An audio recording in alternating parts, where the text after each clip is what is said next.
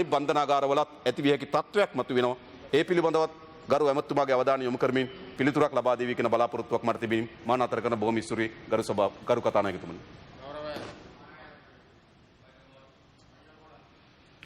ගරු ආණ්ඩු කුමාර දිසානායක මැතිතුමාගේ ඒ ප්‍රශ්නය. Honorable Sreetharan.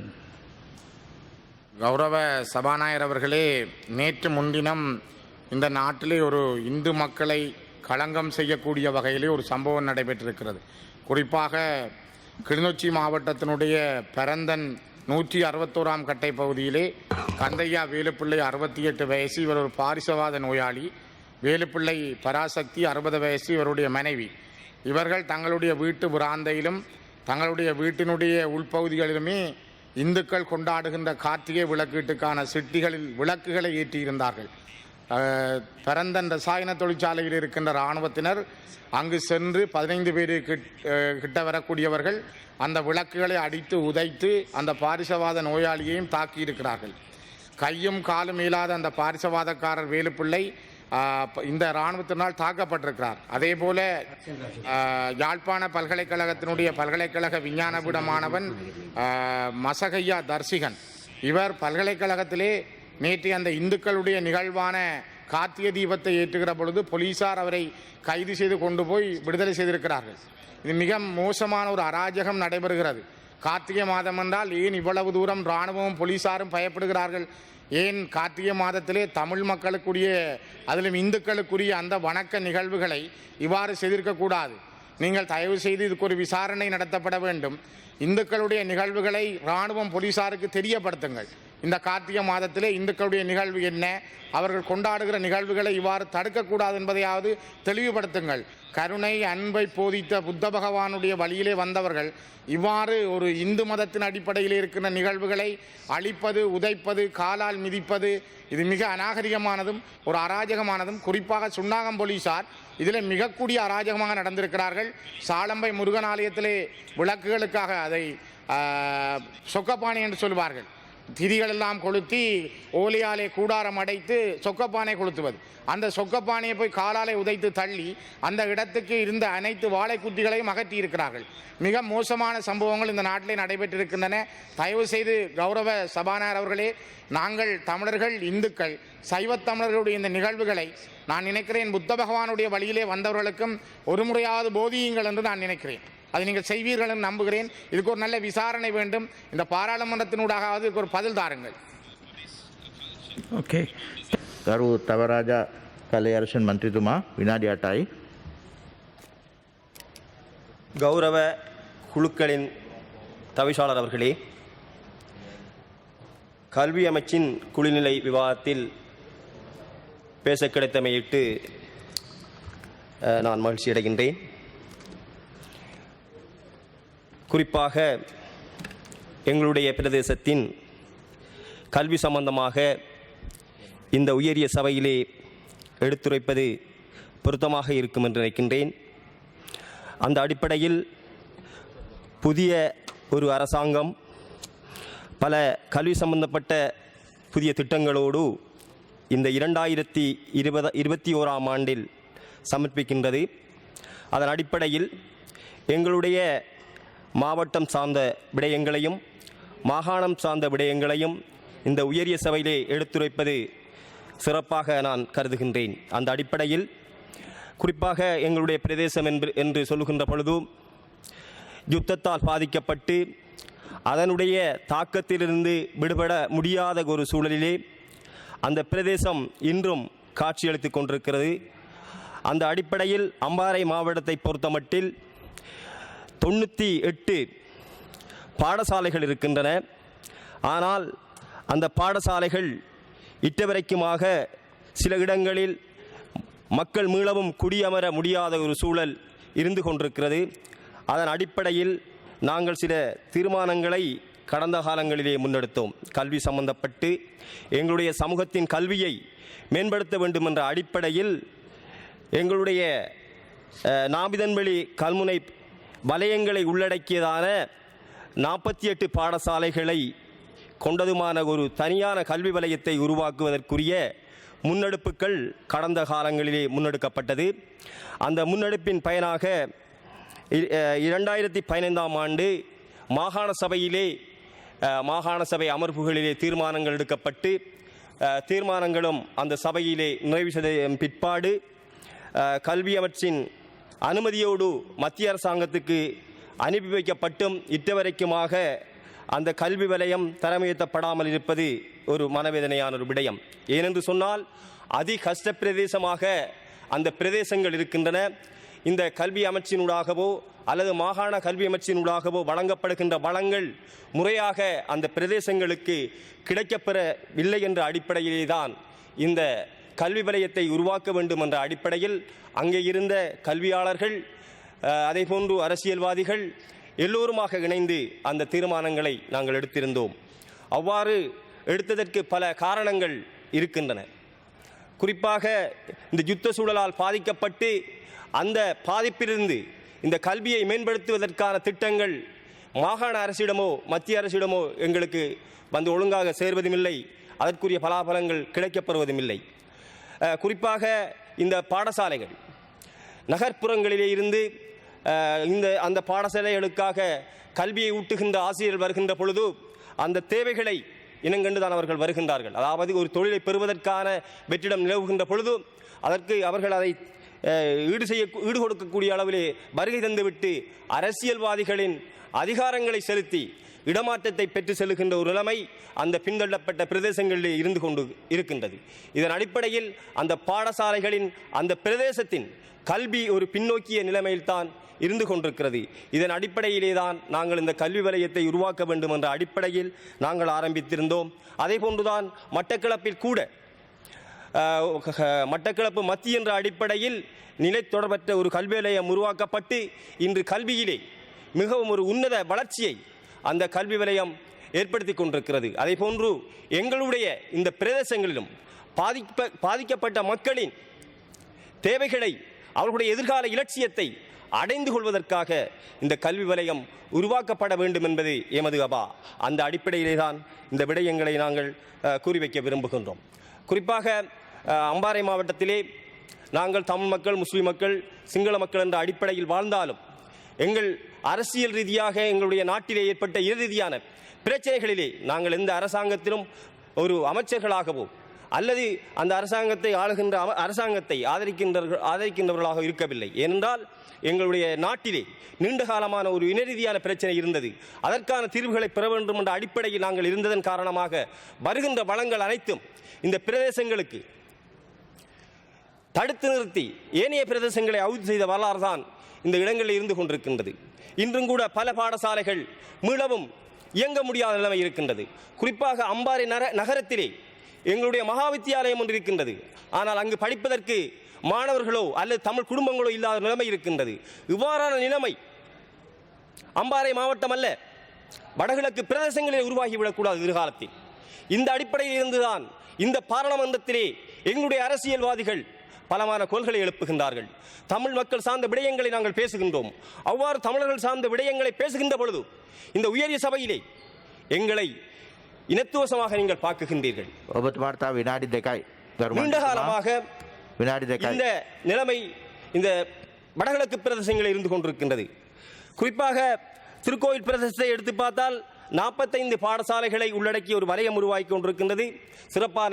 சிறப்பான முறையிலே அந்த வலயம் இயங்கிக் கொண்டிருப்பதும் அங்கு சில பாடசாலைகளுக்குரிய வளங்கள் இல்லாமல் இருப்பதும் இங்கு சுட்டிக்காட்டப்பட வேண்டிய ஒரு விடயமாக இருந்து கொண்டிருக்கின்றது. ஊரணி சக்தி மகா வித்தியாலயத்திற்குரிய கட்டடம் இருக்கின்றது. அந்த கட்டடம் கூட மிகவும் மோசமான ஒரு சூழலிலே இருக்கின்றது. அதே போன்று அலிக்கம்பை வித்தியாலயத்திலும் கூட பழைய கட்டடங்கள் இடிந்து விடும் நிலையிலே இருக்கின்றது. அவ்வாறான நிலைமையிலிருந்து அந்த மாணவர்களை பாதுகாக்க வேண்டியது இந்த அரசினதும் அரசியல்வாதிகளிலும் பொறுப்பாக இருக்கின்றது. அந்த வகையில் தான் இந்த உயரிய சபையிலே இந்த விடயங்களை நான் கூறி வைக்க விரும்புகின்றேன். குறிப்பாக கிழக்கு மாகாணத்திலே கல்வி சம்பந்தப்பட்ட நடவடிக்கைகளை கல்வி அமைச்சு மேற்கொள்கின்ற பொழுது ஒரு சீரான நடைமுறையை பின்பற்றவில்லை. ஏனென்றால் கிழக்கு மாகாணத்திலே பல யுத்த சூழல்கள் இருந்த காலத்தில் எங்களுடைய மக்கள் இடம்பெயர்ந்து இந்தியாவில் அதே போன்று ஏனைய ஐரோப்பா நாடுகளிலே குடியமரப்பட்டிருக்கிறார்கள்.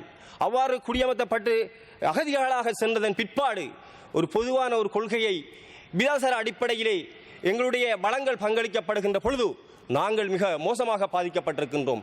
குறிப்பாக கிழக்கு மாகாணத்திலிருந்து 1,50,000 மேற்பட்ட தமிழ் மக்கள் இந்தியாவில் இருக்கின்றார்கள். குறிப்பாக திருகோணமலை மாவட்டத்தை பிரதித்துவப்படுத்தக்கூடிய அந்த அகதிகளை இன்னும் இந்த நாட்டுக்கு கொண்டு வரக்கூடிய எந்த சூழலையும் முன்னெடுக்காது அவ்வாறு சென்றவர்களை மையமாக வைத்து வீதாசார அடிப்படையிலே எங்களுடைய வளங்கள் பங்களிக்கப்படுகின்ற பொழுது நாங்கள் மிகவும் மோசமாக பாதிக்கப்படுகின்றோம்.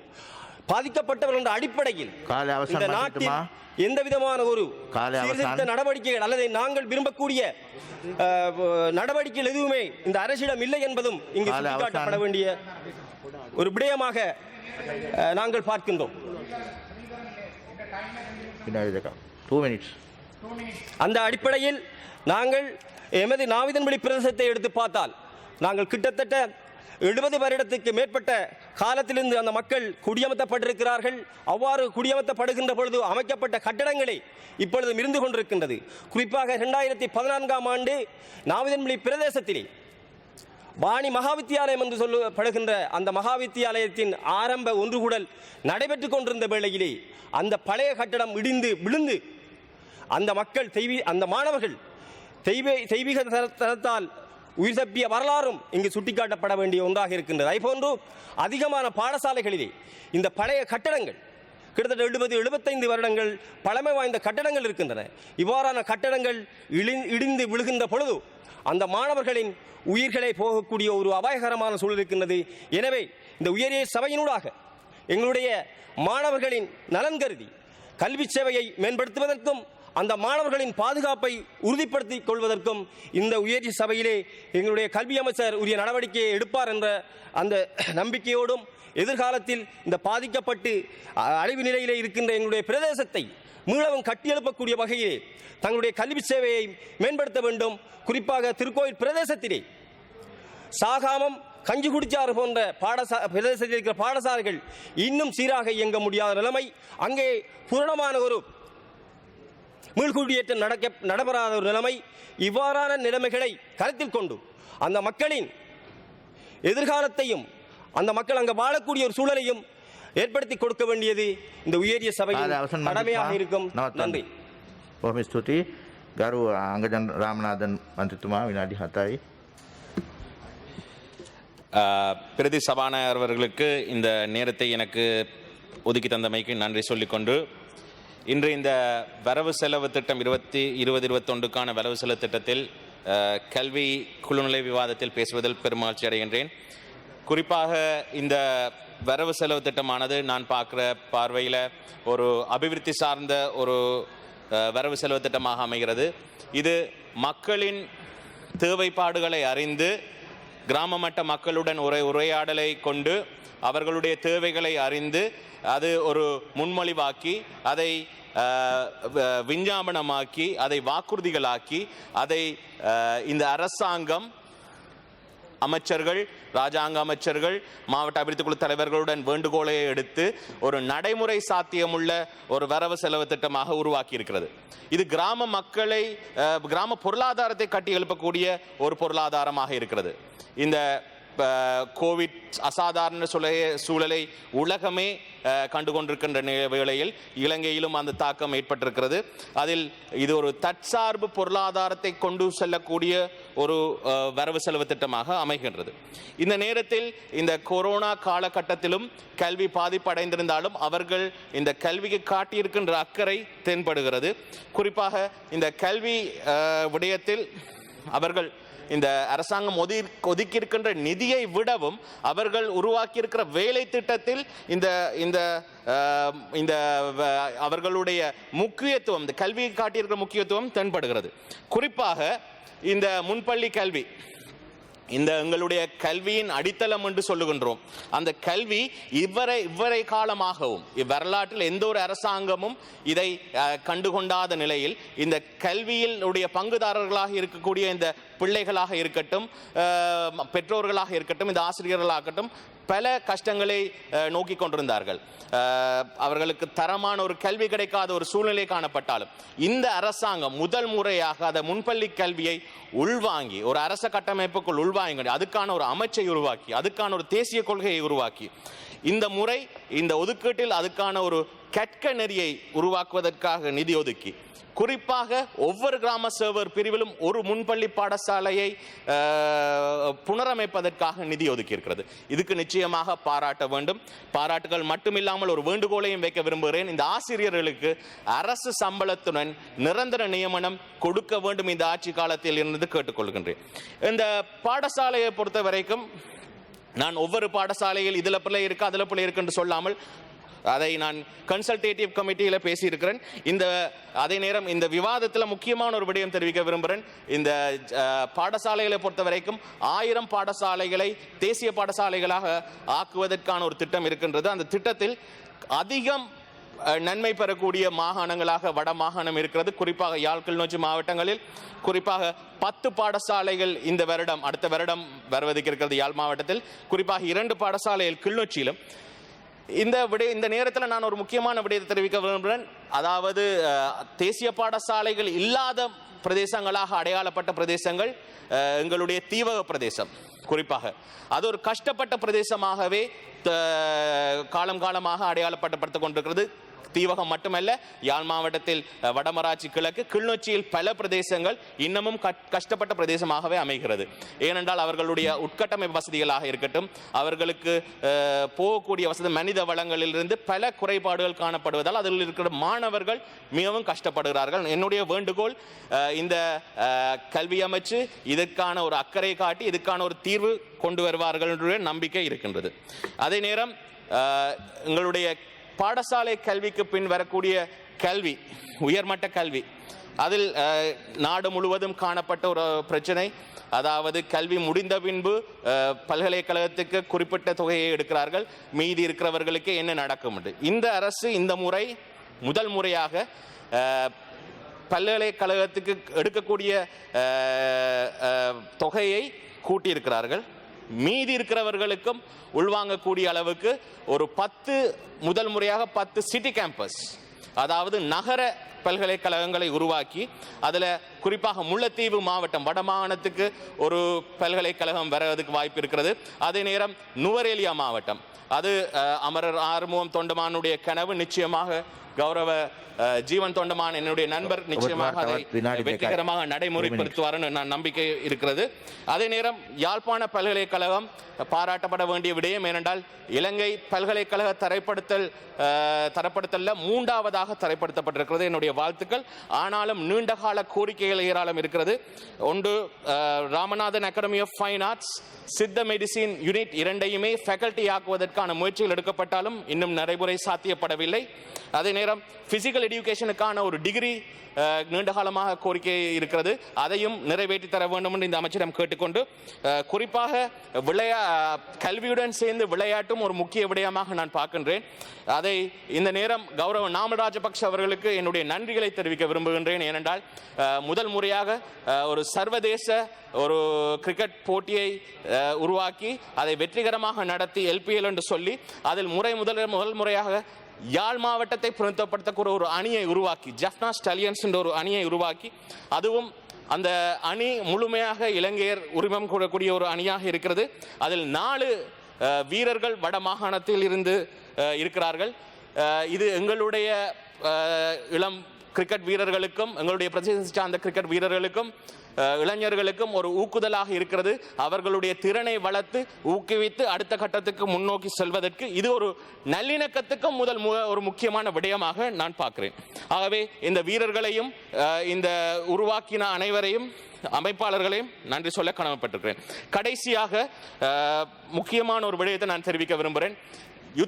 யுத்தம் முடிந்து 10 வருடம் ஆகியும் எங்களுடைய வடகிழக்கு தமிழர்களுடைய ஒரு கல்வி சார்ந்த சமூகமாகவே எப்போதும் பார்க்கப்பட்டது. யுத்தம் முடிந்து அபிவிருத்திகள் ஏராளம் நடந்திருந்தாலும் இன்னமும் எங்களுடைய கல்வி அதாவது நாங்கள் காலை சொத்துகள் அவசானம். இழக்கப்பட்டு உயிர்கள் இழக்கப்பட்டு உடைமைகள் இழக்கப்பட்டு கடைசியா இருந்த கல்வி சொத்து என்று சொல்கின்ற செல்வமும் இல்லாமல் போய் கொண்டிருக்கிறதை நாங்கள் கண்டு கொண்டிருக்கிறோம். 2019 வந்திருந்த ஓஎல் ரிசல்ட்ஸ் எங்களுக்கு காட்டுகிறது யாழ் மாவட்டம் 19வது மாவட்டமாகவும் கிளிநொச்சி மாவட்டம் 25வது மாவட்டமாகவும் தீவக வலயம் கிளிநொச்சி வலயம் கடைசி வலயமாக தீவக வலயம் கடைசி வலயமாகவும் காணப்படுகிறது. அந்த அடிப்படையில் நான் கேட்டுக்கொண்ட இந்த அரசாங்கத்திடமும் இந்த கல்வி அமைச்சர்களும் அமைச்சிடமும் கேட்டுக்கொண்ட ஒரே ஒரு தாழ்மையான வேண்டுகோள், எங்களுடைய மக்களை மீளவும் கல்வி சார்ந்த சமூகமாக வளர்த்தெடுப்பதற்கு எங்களுக்கு ஒரு வாய்ப்பு தாருங்கள். இதை நீங்கள் நேர்மையாக இந்த ஒத்துழைப்பை எங்களுக்கு செய்யும் பட்சத்தில் நிச்சயமாக எங்களுடைய மக்கள் இந்த கல்வி வளர்ச்சிக்கு நன்றியாகவும் இந்த அரசாங்கத்துக்கு விசுவாசமாகவும் இருப்பார்கள் என்றதை இந்த நேரத்தில் தெரிவித்துக் கொள்ள விரும்புகிறேன். நன்றி. Honorable Rauf Hakim, you have 8 minutes. Pardon? 8 minutes. I have 10 minutes. Sorry, because of the time delays initially, it has But I been think reduced. we are going to go on after the closure and then extend the time. That has been agreed. Sir, in the morning, the Honorable Speaker agreed to extend the He agreed. period. Which all the speakers are accommodated. Thank you, Mr. Deputy Chairman of Committees. கௌரவ பிரதி குழுக்களின் தவிசாளர் அவர்களே, நான் ஒரு சில வார்த்தைகள் தமிழில் ஆரம்பத்திலே கல்வி சம்பந்தமான விவகாரங்களில் நாங்கள் எதிர்நோக்குகின்ற சில பிரச்சனைகளை குறிப்பிட்டு காட்டுவதற்காக பேசலாம் என்று நினைக்கிறேன். முதலிலே பொத்துவில் பிரதேசத்தின் கல்வி வலயம் சம்பந்தமான பிரச்சனை குறித்து நாங்கள் நீண்ட காலமாக கதைத்து வருகிறோம்.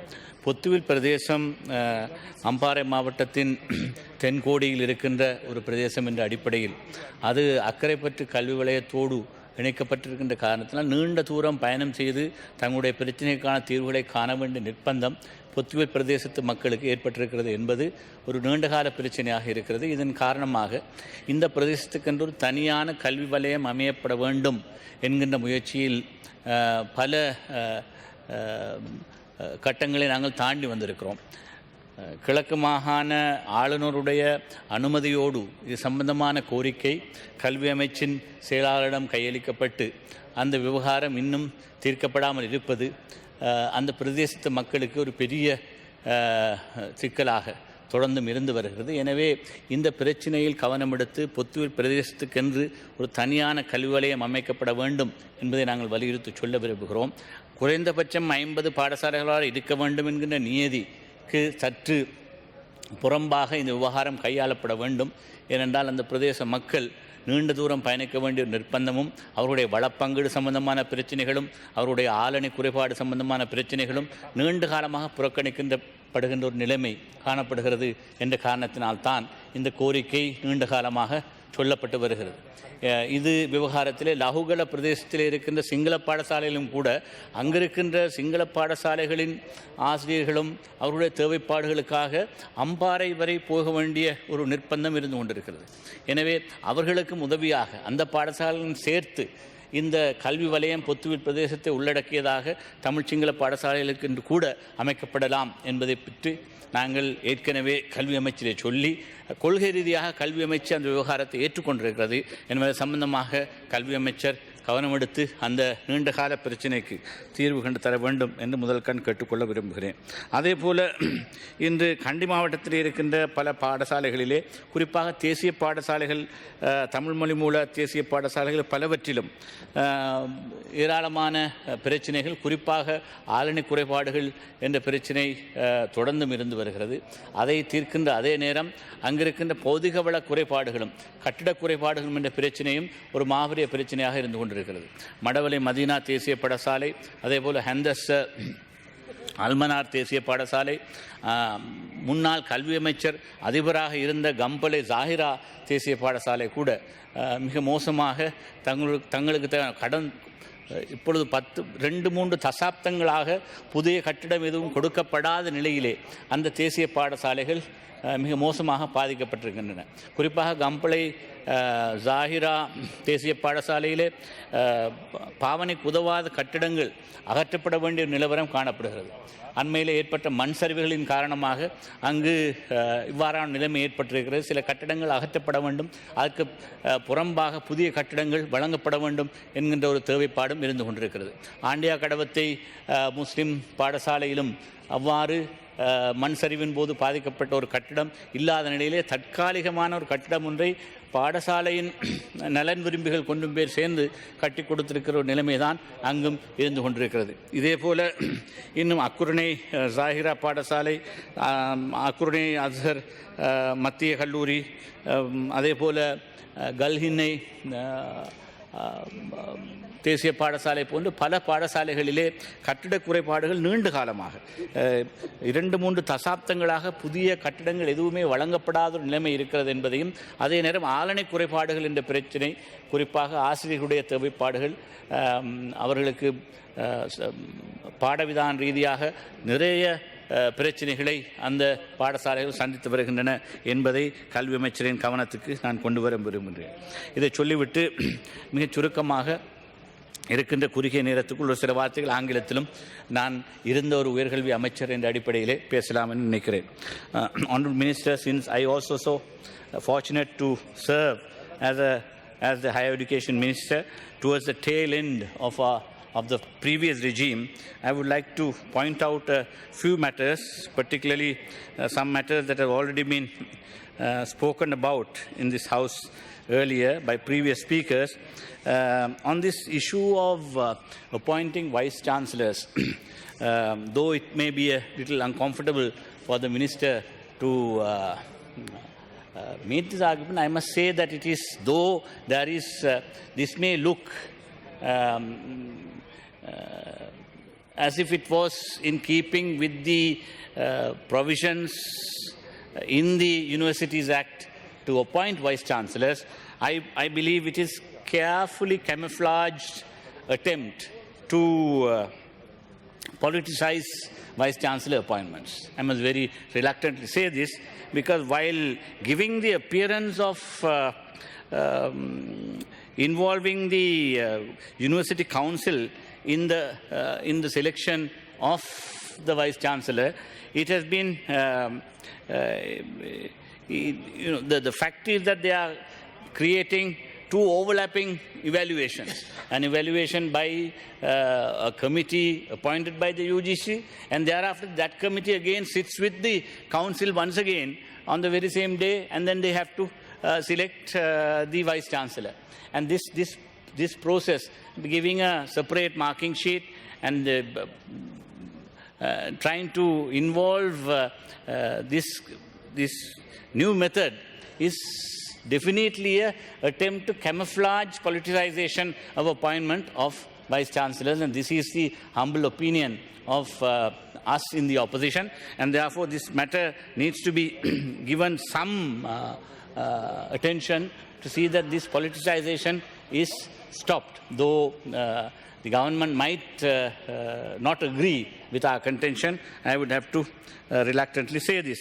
Having said that, another important aspect, a component of the higher education ministry is this Sri Lanka Institute of Advanced Technical Education, called SLIATE. This institution, I must say, has grown exponentially since its inception, and it is fulfilling an important lacuna and a task that needs to be attended to. Technical higher education is yet to be properly streamlined, with almost every conceivable ministry having an institution which is awarding degrees or diploma certificates.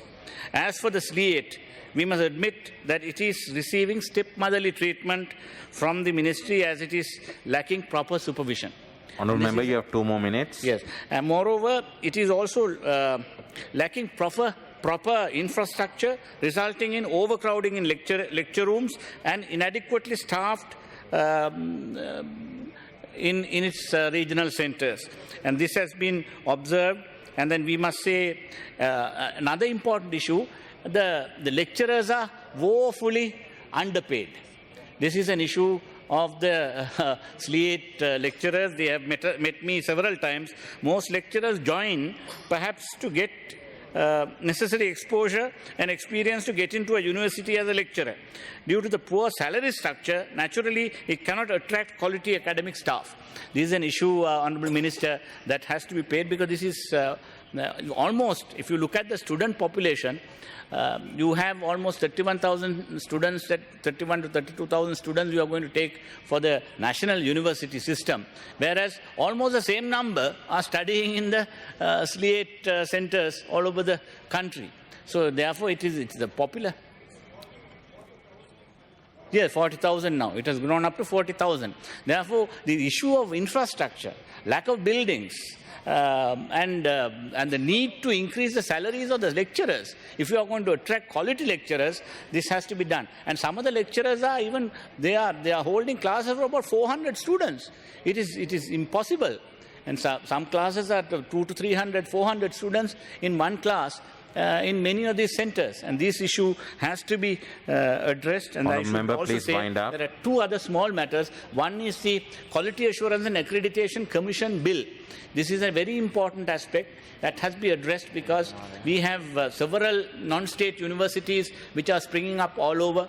We have, you will also made several degree awarding institutions. There are private accredited colleges who are conducting degree programs, and their accreditation quality assurance is a matter of urgent need. And the independent commission, you had to have it separated from the UGC and have a commission, and that bill is already on your table. I hope you will bring it to fruition very soon. Thank you. Thank you. ගරු අතාවල් ඇමතුමා ඔබට විනාඩි 5ක කාලයක් තියෙනවා. ඒකත් අඩු වුණාද? විනාඩියක් අඩුලා තියෙනවා ඇමතුමාගේ ලාවෙන්. බිස්මිල්ලාහිර් රහ්මානිර් රහීම්. නහමදු වනසලි අලා රසූලිල් කරීම්. වෙලාවමදී விசேஷம் அதாவது விசேடமாக இந்த நாட்டின் கல்வி அமைச்சுக்கு தலைமை தாங்குகின்ற எங்களுடைய மூத்த ஒரு தலைவர் ஜிஎல் பீரிஸ் அவர்கள், அதே போன்று சுசில் பிரேம் ஜெயந்த ஒரு மூத்த அரசியல் தலைமைகள், இன்னும் எங்களுடைய அமைச்சர்கள் இருக்கிறார்கள். நாங்கள் இப்பொழுது இந்த நாட்டினுடைய கல்வி தொடர்பாக பேசிக்கொண்டிருக்கிறோம். கல்வி என்பது நான் நினைக்கிறேன் அமைச்சர்கள் பரிவர்த்தனையை போட்டுக்கொண்டிருப்பார்கள் என்று டிரான்ஸ்லேஷனையாக நோக்கியலாம். கல்வி என்பது வெறுமனே பட்டதாரிகளையும் வெறுமனே உத்தியோகத்தர்களையும் துறை சார்ந்தவர்களையும் டாக்டர்களையும் என்ஜினியர்களையும் கணக்காளர்களையும் உருவாக்குகின்றது மாத்திரமல்ல.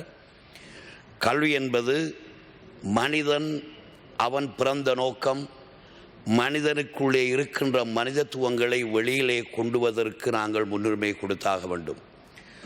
உலகத்தில் இறக்கப்பட்ட அத்தனை தூதர்களும் மார்க்க வழிகாட்டல்களும் மார்க்க வழிகாட்டிகளும் நபிமார்கள், அதே போன்று அத்தனை தூதுவர்களும் எல்லோரும் கற்றவர்களாக அல்லது துறை சார்ந்தவர்களாக இருந்தார்களா என்பதை விடவும் மனிதர்களையும் மனித மனங்களையும் அவர்கள் புடம்போடுகின்றவர்களாக இருந்தார்கள். அவர்களுக்கு எல்லா துறைகளும் ஏழுமானதாக இருந்தது. வைத்தியம் அல்லது ஆலோசனை அல்லது கணக்கு எதுவாக இருந்தாலும் அவ்வாறானவைகள் இந்த தூதுவர்களினால் முடியுமானதாக இருந்தது. இன்றைக்கு உலகம் முழுவதும் மாத்திரமல்ல, நமது நாட்டிலும் கல்வி பல பல்கலைக்கழகங்களை நாங்கள் உருவாக்கியிருக்கிறோம். பல பட்டதாரிகளை உருவாக்கியிருக்கிறோம், பொறியியலாளர்களை உருவாக்கியிருக்கிறோம், விஞ்ஞானிகளை உருவாக்கியிருக்கிறோம். ஆனால் நல்ல மனிதர்களை உருவாக்க நாங்கள் தவறி இருக்கின்றோம். இன்று தேவை உலகத்திற்கு நல்ல மனித பண்புள்ளவர்களை உருவாக்குகின்ற ஒரு கல்வி வேண்டும். இன்றைக்கு ஒரு நாட்டை தாக்குவதற்கு, மனித குலத்தை தாக்குவதற்கு தேவையான எல்லா விதமான ஆயுதங்களையும் கல்வியினால் நாங்கள் கண்டுபிடித்திருக்கிறோம். இப்பொழுது கூட கொரோனா வைரஸ் என்பது உருவாக்கப்பட்டதா அல்லது இயற்கையாக வந்ததா என்று கூட நாங்கள் சிந்திக்கின்ற அளவுக்கு நமது கல்விகள் வளர்ச்சி அடைந்திருக்கின்றது. ஆனால் மனிதத்துவம் குறைந்து கொண்டு போகிறது. எனவே மனிதத்துவம் என்பது அந்தந்த சமயத்தார்களுடைய அந்த அந்த சமயத்தார்களினுடைய அந்த பெரியவர்கள் எவ்வாறு மனங்களை மாற்றினார்களோ அதே போன்று இன்று நமது கல்வியிலே நிச்சயமாக ஆத்மீக கல்வியை கொடுத்து கல்வி புனரமைக்கப்படுகின்ற பொழுது மனித மனங்களில், பிள்ளைகளுடைய மனங்களில் மாற்றங்களை நாங்கள் கொண்டு வருவதற்கு முக்கியம் கொடுக்க வேண்டும். இலங்கையை பொறுத்தவரையில் இலங்கையிலே இருக்கின்ற சிவனொளிபாத மலை என்று அதற்கு தமிழர்கள் சொல்லுகிறார்கள், இந்துக்கள், சிங்கள மக்கள் ஸ்ரீபாத என்று சொல்லுகிறார்கள். ஆனால் கிறிஸ்தவர்களும் முஸ்லிம்களும் அது ஆதத்தினுடைய பாதம் என்கிறார்கள். இவ்வாறு மிக முக்கியமான ஆத்மீகம் பொருந்திய உலகத்தில் முக்கியமான இடத்தில் வாழுகின்ற நாம் மக்களாக வாழ்வதற்குரிய கல்வி முறையை நாங்கள் அறிமுகப்படுத்த வேண்டும். மனிதத்துவம் ஒன்று சேர்ந்து வாழ்வதற்கான கல்வியை பற்றி சிந்திக்க வேண்டும். இன்றைக்கு எங்களை பொறுத்தவரையில் நமது நாட்டில் பல வளங்கள் இருக்கிறது. அந்த வளங்களின் உச்ச பயன்களை நாங்கள் அடைவதற்கான கல்வி எமது சர்வ கலாசாலைகளில் ஊட்டப்படவில்லை. எத்தனையோ பொறியியலாளர்களும் மற்றவர்களும் இன்று வெளிநாட்டுக்கு சென்று அவர்கள் எங்களுக்கு வளங்களை பெற்று தந்தால் கூட எமது நாட்டிலே இருக்கின்ற வளங்களில் உச்சமான பயனை அடைவதற்கான சர்வகலாசாலைகள் உருவாக்கப்படவில்லை. நிலவளம் இருக்கிறது. இந்த நிலத்தில் எதனை செய்ய வேண்டும் என்று அதனை பற்றி சிந்தித்து அதனை பற்றிய கல்வியிலே அவர்கள் சேர்த்து அதில் தேர்ச்சி பெறக்கூடிய கல்வி எங்களிடத்திலே இல்லை. எங்களிடத்திலே இருக்கின்ற விவசாயத்துறையில் எல்லோரும் நினைத்ததை செய்கிறார்கள். ஒவ்வொரு பிரதேசத்திலும் ஒவ்வொரு மண்ணிலும் எதனை செய்யலாம் என்று அந்த மண்ணுக்கு தேவையான கல்வியை அந்த கல்வியை நாங்கள் வழங்க வேண்டும். பால் உற்பத்தி எமது நாட்டில் இருக்கிறது. ஆனால் இடம் இருக்கிறது, நிலம் இருக்கிறது, வளம் இருக்கிறது. ஆனால் அதனை பற்றி சிந்திப்பதற்குரிய சர்வகலாசாலைகள் இல்லை. வெறுமனே நமது கல்வியை நாங்கள் வெறும் புத்தக கல்வியோடு நிறுத்திவிடாமல் ஆக்கபூர்வமான கல்வியை உருவாக்குவதற்கு நீங்கள் உங்களுடைய இந்த கல்விக் கொள்கையில் மாற்றங்களை கொண்டு வர வேண்டும் என்று கேட்டுக்கொள்வதோடு, தமிழர், முஸ்லிம்கள், சிங்களவர் என்று பிரிந்து போகின்ற ஒரு விடயம். உதாரணமாக சுசில் பிரேம் ஜெயந்த் அவர்களுக்கு தெரியும். இந்த மேகாரோன் வித்தராய் பொத்துவில் அக்கரைப்பத்து கலாப்ப அக்கரைப்பற்று கல்வி வலயத்தில் ஒரு பகுதியிலே தமிழ் ஆலேடி வம்பு மக்கள் இருக்கிறார்கள். அவர்கள் திருக்கோயிலோடு சேர்கிறார்கள். பொத்துவிலே இருக்கின்ற சிங்கள பாடசாலைகள் அம்பாறையோடு சேர்கிறார்கள். பொத்துவிலே இருக்கின்ற தமிழ் பாடசாலைகள் திருக்கோயிலோடு போகிறார்கள். இவ்வாறான முரண்பாடான இந்த பிரச்சனைகளில் நாங்கள் விடுபட்டு ஒரு சுதந்திரமான, ஒரு நிதானமான கல்விக் கொள்கையோடு நாம் இந்த நாட்டிலே கல்வியை கொண்டு செல்வதற்கு வித்திட வேண்டும் என்று அமைச்சர்களை வாழ்த்தி விடைபெறுகிறேன். நன்றி. Selvarasa Gajendran, please continue with your. மதிப்புக்குரிய அவைத்தலைவர் அவர்களே, இன்றைய இந்த கல்வி அமைச்சு மீதான இந்த விவாதத்திலே எங்களுடைய வடகிழக்கு தமிழர் தேசத்தினுடைய கல்வி நிலை தொடர்பாக, அங்கிருக்கக்கூடிய நெருக்கடிகள் தொடர்பாக கருத்து கூறுவதற்கு வாய்ப்பு கிடைத்ததையிட்டு மகிழ்ச்சி அடைகின்றேன். இந்த வகையிலே கிழக்கு மாகாணத்தை பொறுத்தவரையில் அங்கே நீண்ட காலமாக தமிழர் பிரதேசங்களிலே, மட்டக்களப்பு, அம்பாறை, திருவண்ணாமலை மாவட்டங்களிலே தமிழர் பிரதேச பாடசாலைகளிலே முக்கியமான பாடங்களுக்கு, கணிதம், விஞ்ஞானம், தகவல் தொழில்நுட்பம் உள்ளிட்ட பல பாடங்களுக்கு ஆசிரியர் பற்றாக்குறைகள் இருந்து வருகின்றது. இந்த இந்த இந்த நெருக்கடிகள் தீர்ப்பதற்கு நடவடிக்கை எடுக்கப்பட வேண்டும்.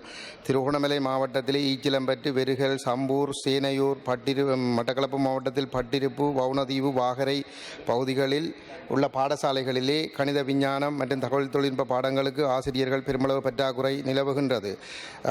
இந்த நிலைமையிலே இந்த ஆண்டிலே பெருமளவான ஆசிரியர்கள் ஓய்வு பெறுகின்ற ஒரு சூழல் ஒன்று இருக்கின்றது. 1981ஆம் ஆண்டு நியமனம் பெற்றவர்கள் இந்த ஆண்டிலே பெருமளவிலே ஓய்வு பெறுகின்ற காரணத்தினாலே அந்த ஆசிரியர்களுடைய வெற்றிடத்தோடு ஏற்கனவே இருக்கின்ற ஆசிரியர்கள் பற்றாக்குறையோடு கல்வித்துறையிலே மிக மோசமான ஒரு பின்னடைவு ஏற்படக்கூடிய ஒரு சூழல் தோன்றுகின்றது. ஆகவே இந்த விடயங்கள் தொடர்பாக கருத்தில் கொள்ளப்பட வேண்டும். அதேபோன்று கிழக்கு மாகாணத்தில் தமிழ் மொழி மூலமான பாடசாலைகளுக்கு நிரந்தரமான அதிபர்கள் இல்லாத ஒரு பிரச்சனை ஒன்று காணப்படுகின்றது. இந்த அதிபர்கள் நியமனத்தை செய்வதற்குரிய நடவடிக்கைகள் எடுக்கப்பட வேண்டும். பல நூற்றுக்கணக்கான பாடசாலைகளிலே நிரந்தரமான அதிபர்கள், தமிழ் மொழி மூல பாடசாலைகளுக்கு நிரந்தரமான அதிபர்கள் இல்லை. அந்த பாடசாலைகளுக்கு நியமிக்கப்படுகின்ற அதிபர்கள் தமிழ் மொழி மூலம் அடிப்படையாக கொண்டவர்களாக இருக்க வேண்டும் என்பதனை இந்த இடத்திலே நான் வலியுறுத்தி கேட்டுக்கொள்ள விரும்புகின்றேன். அதாவது தமிழ் மொழி மூல பாடசாலைகளுக்கு சகோதர சிங்கள மொழி பேசுகின்றவர்களை அதிபர்களாக நியமிக்க நியமிப்பது என்பது தமிழ் பிரதேசத்தில் உள்ளவர்களுடைய வாய்ப்புகளை பறிப்பதாக இருக்கும். அத்தோடு நடைமுறையிலே அந்த நிர்வாகத்திலும் சிக்கல்கள் ஏற்படும் என்பதனாலே இந்த விடயங்களை கருத்தில் கொண்டு இந்த வெற்றிடங்கள் நிரப்பப்படுவதற்கு உடனடியாக நடவடிக்கை எடுக்கப்பட வேண்டும் என்று கேட்டுக்கொள்கின்றேன். அதேபோன்று கிழக்கு மாகாணத்தில் அம்பாறை, மட்டக்களப்பு, திருவண்ணாமலை மாவட்டங்களிலே பெருமளவான பாடசாலைகளில் இன்னமும் தற்காலிக கொட்டைகளின் கீழ் இயங்குகின்றன. யுத்தம் முடிந்து 10 ஆண்டுகள் கடந்து விட்டது, 11 ஆண்டுகள் முடிவடைகின்றது. இன்று வரைக்கும் தற்காலிக கொட்டைகளிலும் அல்லது பழைய கட்டடங்களிலும் இயங்குகின்ற ஒரு நிலைமை காணப்படுகின்றது. திருகோணமலை மாவட்டத்திலே ஈச்சிலம்பட்டு, கல்விக்கோட்டம் மற்றும் கட்டைப்பறிச்சான், சேனையூர் பகுதிகளில் உள்ள பாடசாலைகள், மட்டக்களப்பில் பவுனதீவு கோட்டம், பட்டிருப்பு கோட்டம் போன்ற பகுதிகளிலே கணிசமான பாடசாலைகள் தற்காலிக கொட்டைகளில் இயங்குகின்றன. அவை உடனடியாக கவனத்தில் எடுக்கப்பட்டு நிரந்தர கட்டடங்கள் அமைப்பதற்கான ஏற்பாடுகள் செய்யப்பட வேண்டும். அதேபோன்று வடக்கு மாகாணத்திலே கல்வித்துறையில் உங்களுக்கு தெரியும், இந்த 10 ஆண்டுகளிலே பெருமளவான பின்னடைவு ஏற்பட்டிருக்கின்றது. மிக பின்தங்கிய நிலையிலே இந்த மாகாணம் இருக்கின்றது. இதனை மாற்றியமைப்பதற்குரிய நடவடிக்கைகள் மேற்கொள்ளப்பட வேண்டும். அந்த வகையிலே வடக்கு மாகாண கல்வித்துறையில் நிர்வாக சேவை, கல்வி நிர்வாக சேவை தரத்தில் இருக்கக்கூடிய உத்தியோகத்தர்கள் 244 பேர் இருக்க வேண்டும். ஆனால் தற்பொழுது அங்கே 240 பேர் இருக்க வேண்டும். ஆனால் அங்கு தற்பொழுது 154 பேர் மட்டுமே உள்ளனர். சுமார் 33 வீதமான SLES உத்தியோகத்தர்களுக்கான பற்றாக்குறை, 88 பேருக்கான பற்றாக்குறை நிலவுகின்றது. இந்த வெற்றிடங்கள் உடனடியாக நிவர்த்தி செய்யப்பட வேண்டும். அதேபோன்று கல்வி வலயங்கள் சிலது பிரிக்கப்பட வேண்டும். நிர்வாக வசதி கருதி மிகப்பெரிய பிரதேசங்களாக இருக்கின்ற பகுதிகள் தனி வலயங்களாக உருவாக்கப்பட வேண்டும். அந்த வகையிலே கிழக்கு மாகாணத்திலே மூதூர் கல்வி வலயம் பிரிக்கப்பட்டு தமிழ் பாடசாலைகளை உள்ளடக்கியதாக ஈச்சிலம்பற்று தனியான ஒரு கல்வி வலயமாக உருவாக்கப்பட வேண்டும். அதேபோன்று வடமாகாணத்திலே கிளிநொச்சி கல்வி வலயம் பிரிக்கப்பட்டு மேலும் கல்வி வலயங்கள் உருவாக்கப்பட வேண்டும். அதேபோன்று வலிகாமம் கல்வி வலயம் பிரிக்கப்பட வேண்டும். அதன் மூலமாகத்தான் சிறந்த சேவைகளை அந்த மாணவர்களுக்கு பெற்றுக் கொடுக்கக்கூடியதாக இருக்கும். அதேபோன்று சிங்கள மொழிபூல தேசிய கல்வி நிறுவனத்தினுடைய சிங்கள மொழிபூல பிரிவு இங்கே தென்பகுதியிலே சிறப்பாக இயங்குகின்ற பொழுதும் வடக்கு கிழக்கு பகுதிகளினுடைய தமிழ் பிரிவுகள், தமிழ் கல்வி மூலங்களை சிறப்பாக கொண்டு செயற்படுத்துவதற்காக தேசிய கல்வி நிறுவனத்தினுடைய தமிழ் பிரிவு கிளை ஒன்று வடக்கு மாகாணத்திலே உருவாக்கப்பட வேண்டும். அதனை காலதாமதமின்றி செய்வதற்கு நீங்கள் முன்வர வேண்டும். அதேபோன்று இந்த பாடசாலைகளிலே, வடமாகாண பாடசாலைகளிலே நிரந்தர அதிபர்கள் இல்லாத இடங்களில் அந்த பாடசாலைகளை நிர்வகிப்பதற்காக பெர்ஃபார்மிங் பிரின்சிபல்ஸாக சாதாரண ஆசிரியர்களை கல்வி திணைக்களங்கள் நியமித்திருக்கின்றன. அவ்வாறு நியமிக்கப்பட்டிருப்பவர்கள் அதிபர்கள் என்ற ஆசிரியர்கள் என்ற கேட்டகரிக்குள் தான், அதாவது ஆளணி வகுதிக்குள் ஆசிரியர்களாகத்தான் இருக்கின்றார்கள். ஆனால் அவர்களுடைய செயல்பாடு அதிபர்களுடைய கடமைகளை செய்து கொண்டிருக்கின்றார்கள். இதன் காரணமாக அவர்களுடைய அந்த ஆசிரிய பணிக்கான வெற்றிடங்கள் ஏற்பட்டிருக்கின்றது. இதேபோன்று பரீட்சை எழுதி அதிபர்களாக சித்தியடைந்தவர்களுக்கு பாடசாலைகள் வழங்கப்படாத நிலைமையில் அவர்கள் அதிபர்கள் என்ற தரத்திற்குள் உள்வாங்கப்பட்டிருக்கிறார்கள். அந்த இடத்திலே அவர்களுக்கான ஆசிரியர்களும் அவர்களுக்குரிய இடங்களுக்கு நியமிக்கப்படவில்லை. இவ்வாறு கிட்டத்தட்ட 600 பேர் ஆசிரியர்களுக்கான இடங்கள் சிக்கலான நிலைமையில் இருக்கின்றது. இது தீர்த்து வைப்பதற்கான நடவடிக்கைகள் உடனடியாக மேற்கொள்ளப்பட வேண்டும்.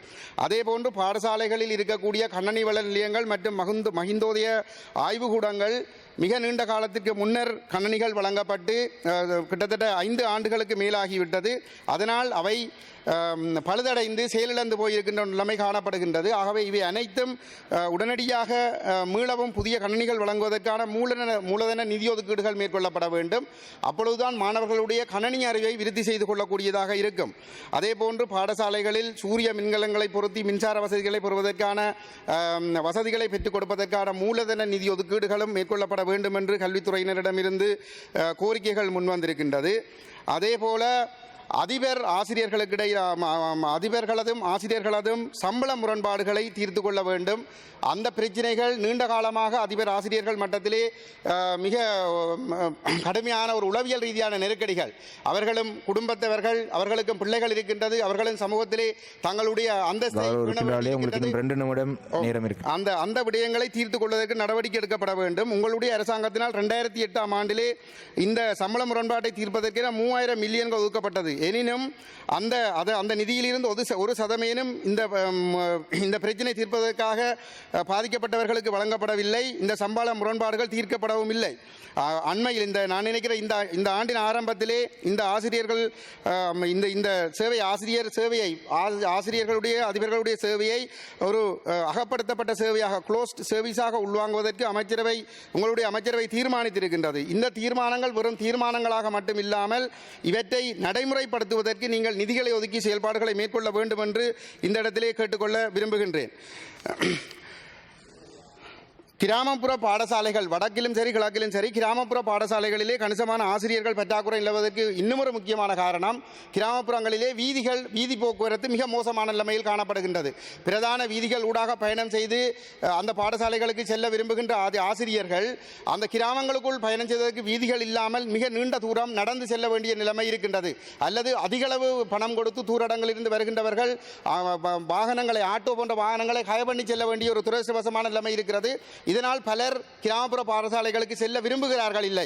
ஆகவே இது வீதி அபிவிருத்தி என்பது வேறு துறையோடு சம்பந்தப்பட்ட ஒரு அமைச்சாக இருந்தாலும் கூட கல்வி அமைச்சு இதிலே கவனம் செலுத்த வேண்டும். யுத்தத்தால் அளிக்கப்பட்ட 2 நிமிடம் கொடுங்கள். யுத்தத்தால் அளிக்கப்பட்ட எங்களுடைய பிரதேசத்திலே கிராமப்புற வீதிகள் என்பது திருத்தப்பட்டு இந்த ஆசிரியர்கள் தயக்கம் இல்லாமல் அந்த பாடசாலைகளுக்கு விரும்பி செல்லக்கூடிய ஒரு சூழலை உருவாக்குவதற்கு நீங்கள் முன்வர வேண்டும் என்று இந்த இடத்திலே நான் கேட்டுக்கொள்கின்றேன். அதேபோன்று பாடசாலைகளிலே பாரிய தளவாட பற்றாக்குறை நிலவுகின்றது. வடமாகாணத்திலும் கிழக்கு மாகாணத்திலும் சுமார் 20,000, வடமாகாணத்தில் 12,000, கிழக்கு மாகாணத்திலே 10,000 வரையான தளவாட பற்றாக்குறைகள் மற்றும் பீத்தர தளவாடங்களுக்கான பாரிய பற்றாக்குறைகள் நிலவுகின்றது. ஆகவே இவற்றை உடனடியாக நிவர்த்தி செய்வதற்கு நீங்கள் நடவடிக்கை எடுக்க வேண்டும். அதேபோன்று தேசிய பாடசாலைகளிலும் ஏனைய பாடசாலைகளிலும் பாரிய ஆளணி பற்றாக்குறைகள் நிலவுகின்றது. மானிப்பாய் தேசிய பாடசாலை, வேம்படி மகளிர் தேசிய பாடசாலை, திருக்குடும்ப கன்னியர் மடம், இந்து கல்லூரி மற்றும் முழங்காவில் மகாவித்தியாலயம், கிளிநொச்சி மத்திய கல்லூரி போன்ற தேசிய பாடசாலைகளாக இருந்த போதும் இங்கே பாரிய ஆளணி பற்றாக்குறை நிலவுகின்றது.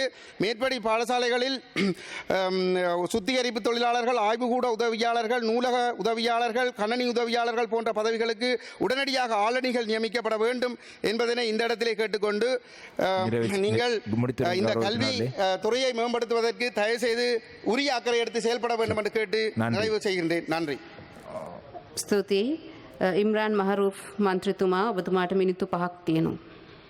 நன்றி. சபைக்கு தலைமை தாங்குகின்ற உறுப்பினர் அவர்களே, இன்று கல்வி அமைச்சின் கீழே கதைப்பதையிட்டு மகிழ்ச்சி அடைவதோடு 5 நிமிடங்கள் ஒதுக்கப்பட்டிருக்கின்ற காரணத்தினால் கூடுதலான விடயங்களை சொல்ல முடியாது. ஆகையால் சில பிரச்சனைகளை இந்த நேரத்திலே நான் சுட்டிக்காட்டலாம் என்று நினைக்கின்றேன்.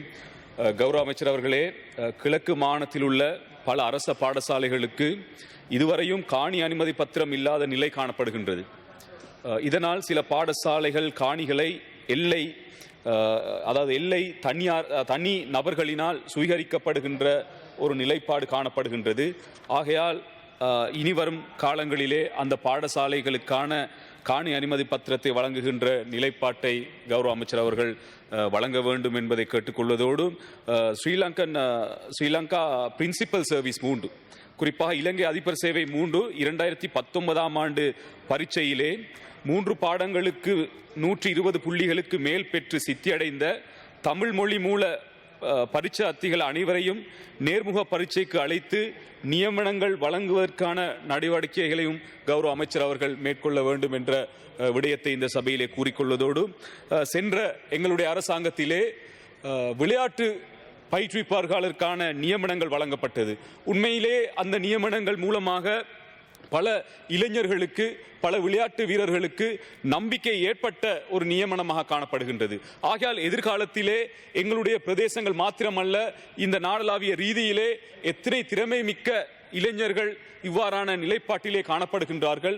ஆகையால் இவ்வாறான நியமனங்கள் எதிர்காலத்திலே தொடர்ச்சியாக வழங்கப்பட வேண்டும் என்ற ஒரு விடயத்தையும் இந்த இடத்திலே கூறிக்கொள்வதோடு, உண்மையிலே சிறுவர் பாடசாலை ப்ரீ ஸ்கூல் அதிலே கல்வி சொல்லித் தருகின்ற ஆசிரியர்களுடைய நிலைப்பாடு இன்று மிகவும் மோசமான ஒரு நிலைப்பாடாக காணப்படுகின்றது.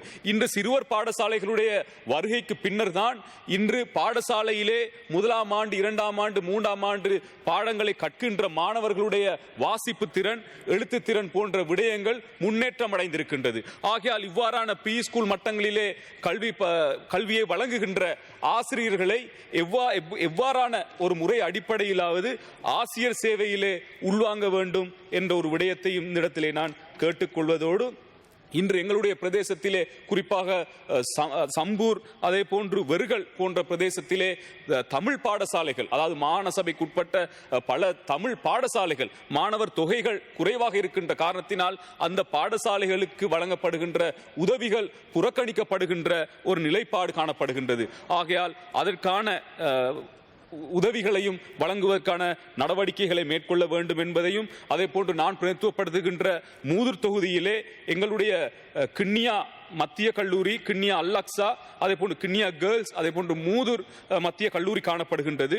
ஆகையால் இந்த பாடசாலைகளிலே ஒரு திறமையான ஒரு ஸ்போர்ட்ஸ் ஸ்கூலான ஒரு பாடசாலையை உருவாக்குவதற்கு நாங்கள் எங்களுடைய அமைச்சர் அவர்கள் நடவடிக்கை எடுக்க வேண்டும் என்பதை இந்த இடத்திலே கேட்டுக்கொள்வதோடு, உண்மையிலே NSBS ஊடாக பல அபிவிருத்திகள் முன்னெடுக்கப்பட்டாலும் எங்களுடைய கிண்ணியா வலயக்கல்வி வலயத்திலே குறிஞ்சாக்கணி மகளிர் மகா வித்தியாலயம், அதே போன்று மூதூர் வலயத்திலே பாலத்தோப்பூர் ஜஹிரா வித்தியாலயத்துக்குமான வகுப்பறை கட்டடம் வழங்குவதற்கான ஏற்பாடுகள் கடந்த காலங்களிலே முன்னெடுக்கப்பட்டு அதற்கான கேள்வி மனுக்களும் கோரப்பட்டது. ஆனால் இப்பொழுது அதை முன்வைத்து அந்த பாடசாலைகளிலே காணப்படுகின்ற 2 பழைய கட்டிடங்கள் உடைக்கப்பட்டிருக்கின்றது. ஆகையால் அங்கே கல்வி கற்ற மாணவர்கள் இன்று வேறு பாடசாலைகளிலே கல்வி கட்டுகின்ற ஒரு நிலைப்பாடு காணப்படுகின்றது. ஆகையால் கௌரவ அமைச்சர் அவர்கள் அந்த 2 பாடசாலைகளுக்குடைய கட்டிட வசதிகளையும் ஏற்படுத்த வேண்டும் என்பதை கேட்டுக்கொள்வதோடு, கௌரவ அமைச்சர் அவர்களே, எங்களுடைய தம்பலகாம பிரதேசத்திலே 3 இனம் பாடசாலைகளும் முக்கோண ரீதியாக வேறுபடுகின்றது. இன்று நாங்கள் பேசுகின்றோம் எங்களுக்குள் தமிழ், முஸ்லிம், சிங்கள வேறுபாடுகள் இல்லை என்று. ஆனால் தம்பலகாமத்திலே காணப்படுகின்ற தமிழ் பாடசாலைகள் இன்று திருகோணமலை வலய கல்விக்கு உடன் சேர்க்கப்பட்டிருக்கின்றது. முஸ்லிம் பாடசாலைகள் கிண்ணியா வலயத்துக்கும், அதே போன்று சிங்கள பாடசாலைகள் கந்தலாய் வலயத்துக்கும் உள்வாங்கப்பட்டிருக்கின்றது. ஆகையால் இவ்வாறான பிரிவினை இவ்வாறு வலயங்களிலே தெளிவுபடுகின்றது. ஆகையால் நாங்கள் இவற்றை கருத்தில் கொண்டு இனிவரும் காலங்களில் இவற்றை சரி செய்கின்ற முகமாக எங்களுடைய தம்பலகாம பிரதேசத்துக்கான ஒரு வலயத்தையும், அதே போன்று குச்சவெளிக்கான ஒரு வலயத்தையும் நாங்கள் வழங்குவதற்கான நடவடிக்கைகளை எடுக்க வேண்டும். சென்ற எங்களுடைய அரசாங்கத்தினுடைய காலத்திலே இது சம்பந்தமான முன்னெடுப்புகள் முன்னெடுக்கப்பட்டு நினைக்கின்றேன் இறுதி நிலைப்பாட்டிலே காணப்படுகின்றது. அதே போன்றுதான் மாகாண சபை பாடசாலைகளிலே இன்று ஆளணி பற்றாக்குறைகள் காணப்படுகின்றது. குறிப்பாக பல வருடங்களாக இன்று அங்கு எந்த ஒரு நியமனங்களும் வழங்கப்படாதனால் இன்று ஒவ்வொரு பாடசாலைகளையும் எடுத்துக்கொண்டால் இன்று கோடிகள், அதாவது கோடி பெறுமதி வாய்ந்த பாடசாலைகளுக்கு எந்த ஒரு ஊழியர், சிற்றூழியர் இல்லாத ஒரு நிலைப்பாடு காணப்படுகின்றது. ஆகையால் அவ்வாறான பாடசாலைகள் இன்று பாதுகாப்பு இல்லாமல் காணப்படுகின்ற காரணத்தினால் அவ்வாறான சிற்றூழியர்கள் நியமிக்கின்ற விடயத்தையும் கௌரவ அமைச்சர் அவர்கள் கவனம் செலுத்த வேண்டும். அதே போன்று எங்களுடைய கோமரங்கடவல, பதவி சிரிப்புற, முறவ போன்ற பிரதேசத்திலே மிகவும் அதாவது கஷ்டத்தின் மத்தியிலே காணப்படுகின்ற அந்த சிங்கள பிரதேசங்களிலே இன்று சிங்கள ஆசிரியர்கள் பற்றாக்குறையாக காணப்படுகின்றார்கள். இன்று வேறு மாவட்டங்களில் இருந்து அந்த அதாவது அந்த பிரதேசத்துக்கு வந்தாலும் அவர்கள் இடமாற்ற முறையிலே அவர்கள் சென்று விடுகின்றார்கள். ஆகையால் அந்த விடயத்திலும் கௌரவ அமைச்சர் அவர்கள் கவனம் செலுத்த வேண்டும் என்று கூறி எனது உரையை முடித்துக் கொள்கின்றேன். நன்றி. මීළඟට ගරු උදයකුමාර් මන්ත්‍රීතුමා, ඔබතුමාට මිනිත්තු 6ක කාලයක් තියෙනවා. சபைக்கு தலைமை தாங்கும் கௌரவ உறுப்பினர் அவர்களே, ஒரு நாட்டின் வளர்ச்சியில், முன்னேற்றத்தில் அச்சாணியாக திகழ்வது கல்வியே ஆகும். அந்த வகையிலே கல்வியின் சிறப்பு பற்றி கூறும்போது நம்மளுக்கு பார்வை வழங்கக்கூடிய கண்ணுக்கு ஒப்பிட்டு எண்ணும் எழுத்தும் கண் என தகும் என்று கூறுவர். அந்த வகையிலே இன்று கல்வி அமைச்சின் வரவு செலவு திட்டத்தில் உரையாற்றுவதற்கு நான் பெரும் மகிழ்ச்சி அடைகிறேன். முதலிலே ஆசிரியர் உதவியாளர்கள் நிரந்தர நியமனம் இல்லாமல் பல்வேறு சிரமங்களை எதிர்கொண்டு போல வேளையிலே யாரும் அவர்களை கண்டுகொள்ளவில்லை. அந்த சமயத்திலே இந்த உயரிய சபையிலே எதிர்க்கட்சியின் சார்பாக ஒரு பிரேரணையை கொண்டு வந்து கௌரவ கல்வி அமைச்சர் அவர்களின் கவனத்துக்கு கொண்டு வந்தோம். கௌரவ கல்வி அமைச்சர் அவர்களும் உடனடியாக அதனை கவனத்தில் கொண்டு உதவி ஆசிரியர்களை நிரந்தர நியமனம் செய்வதற்கான வழி ஏற்படுத்தி கொடுத்தார். ஆகவே இந்த சமயத்திலே கல்வி அமைச்சர் அவர்கள் எமது மனமார்ந்த நன்றி நாங்கள் தெரிவித்துக் கொள்ள கடமைப்பட்டிருக்கிறோம். அதே போல நுவரெலியா மாவட்டத்தின் கல்வி தேவைகள், பிரச்சனைகள், குறைகள் என்பன பல குவிந்து கிடக்கின்றன. இந்த வகையிலே ஒரு சில விடயங்களை சபையிலே கௌரவ கல்வி அமைச்சரின் கவனத்துக்கு கொண்டு வரலாம் என்று நினைக்கிறேன். நுவரெலியா மாவட்ட கல்வித்துறையிலே குறிப்பாக தமிழ் மொழி மூல தேசிய பாடசாலை என்பது ஒரு எட்டா கனியாகவே இருக்கிறது.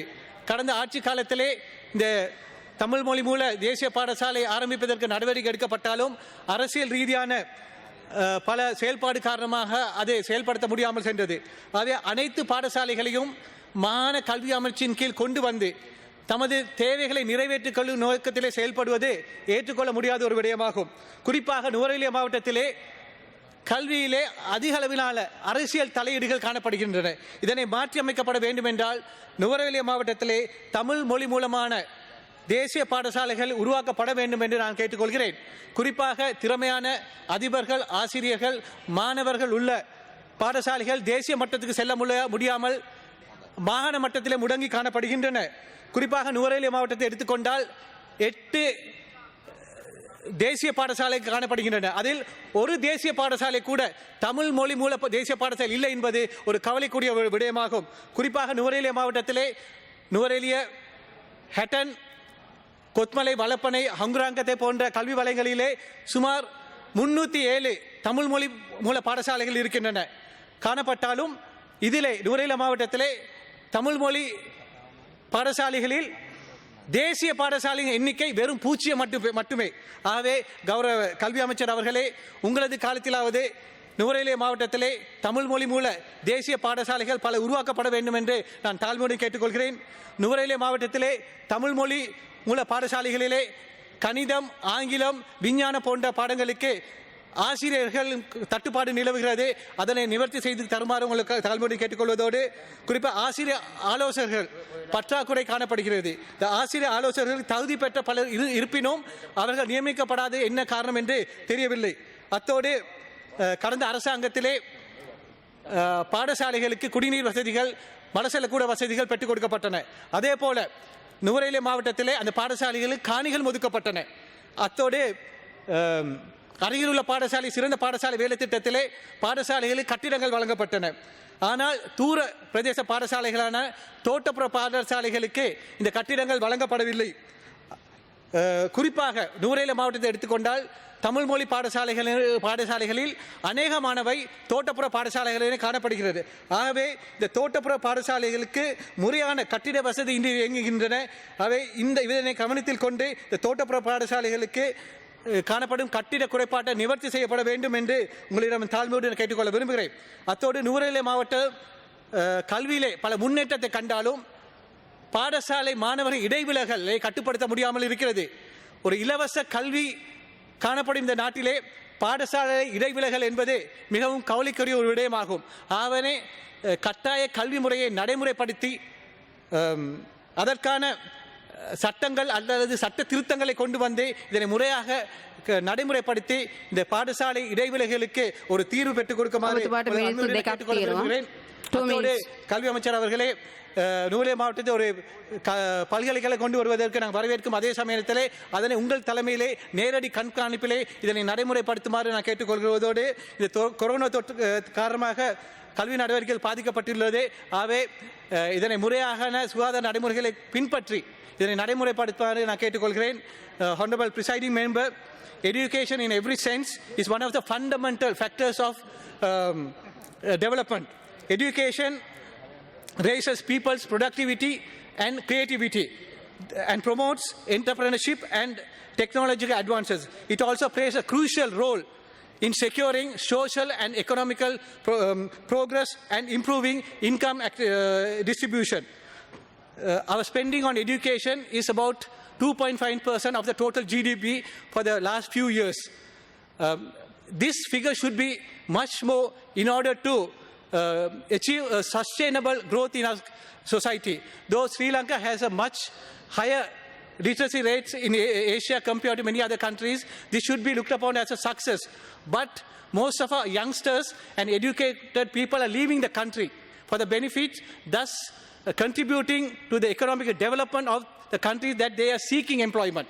So I would like to say, finally, this budget fails in bringing the long-term objectives of our education system, which should be addressed immediately and should be the priority of any government. Honorable Ministers, once again I would like to reiterate that Nuwara Eliya district is facing many challenges in terms of education is concerned. Please look into that serious issues, especially the university issue is a long-term expectation of our people.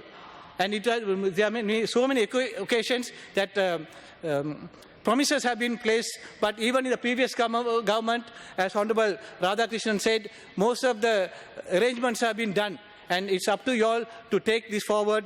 And as you know, Honorable Member, your time is the up. people of Please our wind up. country has immensely contributed to the nation. So the education is the priority and the only solution for their future. So hope the ministers you all take into this consideration and take an immediate steps towards this. Thank you very much. බොහොම ස්තුතියි ගරුව මැතිතුමනි. ඊළඟට ගරු S ශ්‍රීධරන් මැතිතුමා මිනිත්තු 16ක කාලයක් ඔබතුමාට තියෙනවා. கௌரவ தலைமை தாங்கும் உறுப்பினர் அவர்களே, இலங்கையிலே கல்வித்துறையிலே பல்வேறுபட்ட விடயங்கள் முன்வைக்கப்பட்டிருந்தாலும் ஆசிரியர் துறையிலே ஆசிரியர்கள் அதிபர்கள் என்கிற இரண்டு வகுதியினர் மிக முக்கியமான ஒரு பாத்திரத்தை வகிக்கிறார்கள். அதிலே குறிப்பாக அதிபர்கள் தங்களுடைய பணியை ஆற்றுகிற பொழுது தரம் பெற்ற அதிபர்களாக பரீட்சைகள் மூலம் அல்லது ஏனைய நீண்டகால சேவையின் அடிப்படையிலே அவர்கள் நியமனம் பெற்றிருக்கிறார்கள். இந்த அதிபர்களுக்குள்ளே இன்னும் ஒரு 2 வகையை உருவாக்கி இருக்கிறார்கள். ஒன்று, அதிபர்கள் இல்லாத பாடசாலைகளுக்கு கடமை நிறைவேற்றும் அதிபர்களை நியமித்தல், அவர்களுக்கூடாக இந்த பாடசாலைகளை நடத்துதல். இரண்டாவது, மிகை ஊழியர் என்ற அடிப்படையிலும் அதிபர்கள் பாடசாலைகளை நடத்தி வருகிறார்கள். இந்த 2 வகையும் இந்த நாட்டிலே ஒரு அதிபர் சேவையிலே ஒரு களங்கத்தை ஏற்படுத்தக்கூடிய துறையாகவே காணப்படுகிறது. 1993ஆம் ஆண்டு 2000ஆம் ஆண்டுகளில் பாடசாலைகளிலே பதில் அதிபர்களாக இருந்தவர்களை எந்த நிபந்தனைகளும் இல்லாமல் அரசாங்கம் ஒரு நாள் சேவையில் இருந்தால் கூட அவருக்கு அந்த தரத்துக்குரிய அதிபர் நியமனத்தை வழங்கியிருந்தது. ஆனால் அதுக்கு பிற்பாடு 2000ஆம் ஆண்டளவிலே 2010ஆம் ஆண்டிலே இந்த நியமனங்கள் வழங்கப்படுகிற பொழுது இந்த அதிபர்களை மிகை ஊழியர் என்ற அடிப்படையில் சூப்பர் நியூமரல் காடர் என்ற அடிப்படையிலே இவர்களுக்கான நியமனங்கள் வழங்கப்பட்டது. அதேபோல அப்பொழுதும் கூட இருந்த பல கடமை நிறைவேற்றும் அதிபர்கள் இன்றும் கடமை நிறைவேற்றும் அதிபர்களாக இருக்கிறார்கள். இந்த 2 பிரிவினரையும் இந்த நாட்டிலே இந்த அரசாங்கம் இன்னும் ஒரு சரியான நேர்மைத்தன்மையோடு மனிதாபிமான அடிப்படையில் பார்க்கவில்லை என்பதைத்தான் நான் இந்த இடத்திலே கௌரவ அமைச்சர்களுடைய கவனத்திற்கு கொண்டு வருகிறேன். மிக முக்கியமாக நான் முதலாவது குறிப்பிடுவது இந்த கடமை நிறைவேற்றும் அதிபர்கள், பெர்ஃபார்மிங் பிரின்சிபல்ஸ். இவர்கள் இந்த நாட்டிலே கிட்டத்தட்ட 2000க்கும் மேற்பட்டவர்கள் இருக்கின்றார்கள். கிழக்கு மாகாணத்திலே சம்மாந்துறை வலயத்தில் 10 பேரும், அம்பாறையில் 3 பேரும், மகாவியா வலயத்தில் 9 பேரும், தெய்யத்தக்கண்டி ஒருவரும், அக்கரைப்பற்றில் 23ம், கல்முனையிலே 3 பேரும், திருக்கோவிலில் 23 பேருமாக அம்பாறை மாவட்டத்தில் 72 பேர் இந்த கடமை நிறைவேற்றும் அதிபர்களாக உள்ளார்கள். மட்டக்களப்பு மாவட்டத்தில் மட்டக்களப்பு வடக்கு வலயம் 1 மட்டக்களப்பு மேற்கு வலயம் 30 பேர், மட்டக்களப்பு மத்திய வலயம் 33 பேர், பட்டிருப்பு வலயம் 4 பேர், கல்குடா வலயம் 28 பேராக மட்டக்களப்பு மாவட்டத்திலே 96 பேர் இருக்கிறார்கள். திருகோணமலை மாவட்டத்திலே திருகோணமலை வலயம் 13 பேர், திருகோணமலை வடக்கு வலயம் 2 பேர், கந்தளாய் வலயம் 16 பேர், கிண்ணியா வலயம் 32 பேர், மூதூர் வலயம் 40 பேர் உட்பட 103 பேர் திருகோணமலை மாவட்டத்திலே கடமை நிறைவேற்றும் அதிபர்களாக இருக்கிறார்கள். யாழ்ப்பாண மாவட்டத்தில் வலிகாமம் 30 பேர், யாழ்ப்பாணம் 8, தென்மராட்சி 7, தீவக வலயம் 16, வடமராட்சி வலயம் 4 பேர். கிளிநொச்சி மாவட்டம் ஒரு வலயமாகவே இருப்பதால் மொத்தம் 27 பேர், யாழ்ப்பாணத்திலே 65 பேர். முல்லைத்தீவு மாவட்டம் 2 வலயங்கள், முல்லைத்தீவு வலயம் 6 பேர், துணுக்காய் வலயம் 16 பேர், மொத்தம் 22 பேர். மன்னார் வலயத்தில் 2 வலயங்கள், மன்னார் மாவட்டம் 26 பேர் மடு வலயத்திலும், மன்னார் வலயத்தில் 21 பேருமாக மொத்தம் 47 பேர். வவுனியா மாவட்டத்தில் 2 வலயங்கள், வவுனியா வடக்கு வலயம் 11 பேர், வவுனியா தெற்கு வலயம் 9 பேர், மொத்தம் 20 பேர். இங்கே வடக்கு மாகாணத்தில் 181 பேரும், கிழக்கு மாகாணத்தில் 271 பேருமாக 452 கடமை நிறைவேற்றும் அதிபர்கள் தங்களுடைய பணியை ஆற்றி வருகிறார்கள். ஆனால் துரதிர்ஷ்டவசம் இவர்களுக்கு இந்த அதிபர்களுக்காக வழங்கப்படுகின்ற படிகள் கூட வழங்கப்படுவதில்லை. கௌரவ அமைச்சர் அவர்களே, பன்னேபி பாடசாலைக்கு 6500 ரூபாவும், வன்சி பாடசாலைக்கு 4000 ரூபாவும், வகை 2 பாடசாலைக்கு 3000 ரூபாவும் வகை 3 பாடசாலைக்கு 2500 ரூபாய் என்ற அடிப்படையிலே அதிபர்களுக்கான படி வழங்கப்படுகிறது. இந்த அதிபர்களுக்கான படி ஏன் வழங்கப்படுகிறது என்றால் அவர் இந்த பள்ளிக்கூடத்தை நடாத்துவதற்கான ஒரு மேலதிக கொடுப்பனவாக அது வழங்கப்படுகிறது. ஆனால் அதிபர் தரத்தோடு அதிபர் தரம் 1 அல்லது அதிபர் தரம் 2 அதிபர் தரம் 2 அதிபர் தரம் 3 இருப்பவருக்கு இந்த கொடுப்பனவு வழங்கப்படுகிறது. அதே அதிபருக்கான கடமையை ஒரு ஆசிரியர் சேவையிலே இருந்து கொண்டு மிக கஷ்டமான பிரதேசங்களிலே கடமையாற்றுகின்ற, உதாரணமாக மடு வலயம், தீவக வலயம், கிளிநொச்சி வலயங்களில் வேலை செய்கின்ற இவர்களுடைய நிலையை சற்று சிந்தித்து பாருங்கள். அவர்களுக்கு இந்த படி வழங்கப்படுவதில்லை. இவர் மிக மோசமான ஒரு காரியம்.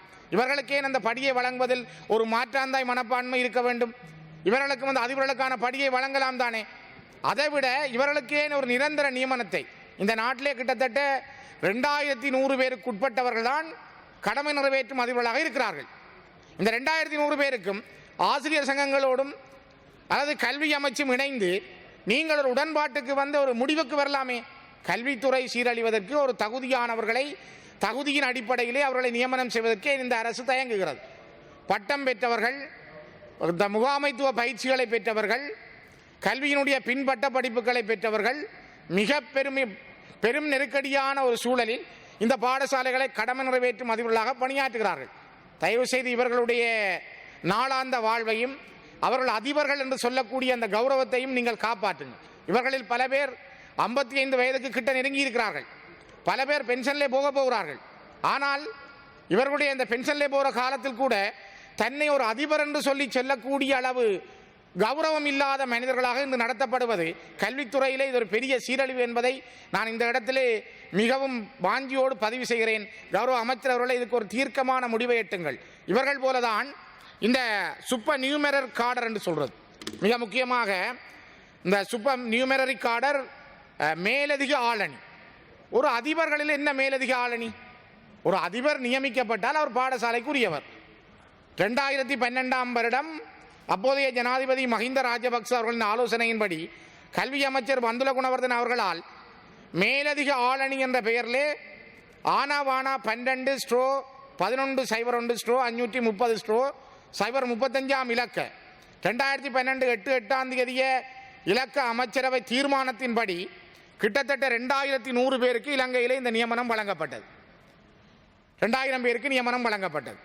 இந்த நியமனம் வழங்கப்பட்ட பிற்பாடு இவர்களுடைய நியமனத்தினுடைய சட்ட விதி இவை ஏறவும் கூடாது, இறங்கவும் கூடாது. இவர்களுக்கு வேற பாடசாலைகளுக்கு இடமாற்றம் செய்ய முடியாது. இவர்களுக்கு சம்பள ஏற்றம் இல்லை. இவர்களுக்கான அதிபர்கள் படியும் இல்லை. நான் இங்கே சொன்ன இந்த அதிபர்களுக்கான வன்னேபி பாடசாலைகளுக்கான 6500 ரூபாயோ அல்ல வன்சி பாடசாலைகளுக்கு வழங்கப்படுகிற 4000 ரூபாயோ, வகை 2 பாடசாலைகளுக்கு வழங்கப்படுகிற 3000 ரூபாயோ, வகை 3 பாடசாலைகளுக்கு வழங்கப்படுகிற 2500 ரூபாயோ, இந்த மேலதிக ஆளணி என்று சொல்லப்படுகிற அதிபர்களுக்கும் வழங்கப்படுவதில்லை. அதிலும் குறிப்பாக வடமேல் மாகாணம், வடமத்திய மாகாணம், ஊவா மாகாணம், சப்ரமகமுவ மாகாணம், மேல் மாகாணம், மத்திய மாகாணம், தென் மாகாணம் போன்றவற்றில் இந்த கொடுப்பன வழங்கப்படுகிறது. சில மாகாணங்களில் சில வலயங்கள் தவிர்க்கப்பட்டிருக்கிறது. ஆனால் வடக்கு மாகாணத்திலும் கிழக்கு மாகாணத்திலும் இந்த சூப்பர் நியூமரரி காடரில் இருக்கின்ற மேலதிக ஆளணியாக இருக்கிற அதிபர்களுக்கு இந்த கொடுப்பனவு வழங்கப்படுவதில்லை. இது என்ன நியாயம்? இது என்ன? இது ஒரு பகல் கொள்ளை. இன்னொருவருக்கு ஒரு பக்கம் இந்த சார்பு நிலை உருவாக்கப்பட்டிருக்கிறது. அதே நேரத்தில் இன்னொரு பக்கத்திலே வடக்கிலும் கிழக்கிலே வாழுகின்ற அதிபர்களுக்கு ஏன் இந்த மாற்றாந்தாய் மனப்பான்மை? தயவு செய்து கௌரவ அமைச்சர் அவர்களே, இதனை சரியாக பரிசீலனை செய்யுங்கள்.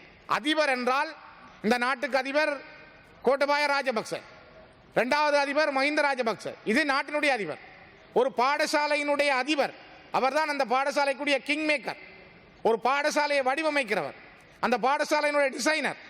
அவரை நாங்கள் ஒரு மாற்றாந்தாய் மனப்பான்மையோடு அவரை கொண்டு போய் மேலதிக ஆளணி, அவரை கொண்டு போய் நீங்கள் கடமை நிறைவேற்றும் அதிபர் என்றெல்லாம் ஒரு பெயர்களை வைத்திருந்தால் கல்வி எப்படி வளர முடியும்?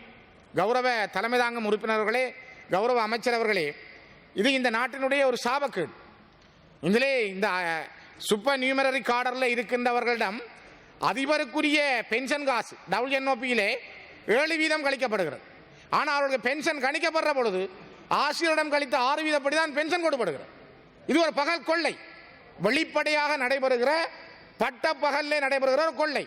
அவரிடம் 7% காசை WNOPக்கு வாங்குகிறார்கள். ஆனால் பென்ஷன் கொடுக்கிற பொழுது 6% கொடுக்கிறார்கள். இவர்கள் இன்றைக்கு பல பேர் ஆசிரியர் தரத்தில் இருந்திருந்தால் ஆசிரியர் தரம் கிரேட் 1க்கு வந்து ஒரு பெரிய சம்பளத்தோடு இருந்திருப்பார்கள். இவருடைய சம்பள திட்டங்களிலேயே ஒரு வருடாந்தம் இவர்கள் கிட்டத்தட்ட 10 லட்சத்துக்கு மேல் இழக்கிற நிலைமைக்கு தள்ளப்பட்டிருக்கிறார்கள். பென்ஷன் காலத்தில் இவர்கள் 1,60,000க்கு மேற்பட்ட பணிக்கொடைகளை இழக்கிறார்கள். இது மிக மோசமான ஒரு நிலைமை. தயவு செய்து முடிவுக்கு வாருங்கள். இவர்கள் எல்லா இடத்திலும் வஞ்சிக்கப்படுகிறார்கள். இந்த மேலதிக ஆளணியாக இருக்கிற அதிபர்கள் பல முயற்சிகளை மேற்கொண்டார்கள். கடந்த ஆட்சி காலத்தில் கூட கடைசியாக 2020ஆம் ஆண்டு பிப்ரவரி 20ஆம் தேதி வியாழன் நடந்த விசேடமாக நடத்தப்பட்ட மேலதிக அதிபர்கள் நியமனம் தொடர்பான அமைச்சரவை குழு கூட்டத்தில் கூட செக்டோரல் ஓவர்சைட் கூட்டத்தில் இதில் கூட இந்த இவர்களுக்கான தீர்மானம் எடுக்கப்பட்டது. ஆனால் இதுவரை அவர்களுக்கு அந்த தீர்மானத்தின் அடிப்படையில் நியமனம் வழங்கப்படவில்லை. பல இடங்களிலே அவர்களுக்கு இடமாற்றம் செய்கிறார்கள். இல்லை, தகுதி இருந்தும் ஒரு மன்னேவி பாடசாலையில் இருக்கிறார், தேசிய பாடசாலையில் இருக்கிறார்கள், வகை 2 பாடசாலைகளில் இருக்கிறார்கள், வகை 3 பாடசாலைகளில் இருக்கிறார்கள். ஆனால் இவர்கள் ஒரு பாடசாலையில் இருந்து இன்னொரு பாடசாலைக்கு மாற்றம் செய்ய முடியாது.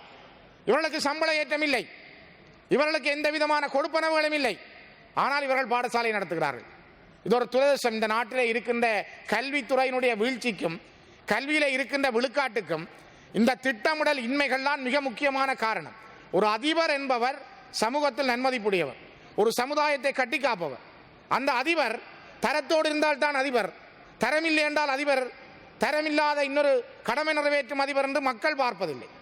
ஆனால் அந்த பாடசாலைகளை கட்டி காக்கிறார்கள். இன்றைக்கும் கூட நீங்கள் கௌரவ அமைச்சர் அவர்களே, நீங்கள் யாழ்ப்பாணத்திலே தரை தொடர் பெற்ற அனலதீவு, நைனாதீவு, நெடுந்தீவு, எழுவதீவு போன்ற இடங்களில் இருக்கிற அதிபர்களை விரல் விட்டு எண்ணி பாருங்கள். எத்தனை பேர் கிரேட்டோடு இருக்கிறார்கள், எத்தனை பேர் கடமை நிறைவேற்றும் அதிபர்களாக தங்களுடைய பணியை ஆற்றுகிறார்கள். வள்ளங்களிலே சென்று கடல் கடந்து தங்களுடைய காலத்திலே அவர்கள் பணியாற்றுகிறார்கள். தீவு பகுதியிலே நிறைய அதிபர்கள் இருக்கிறார்கள்.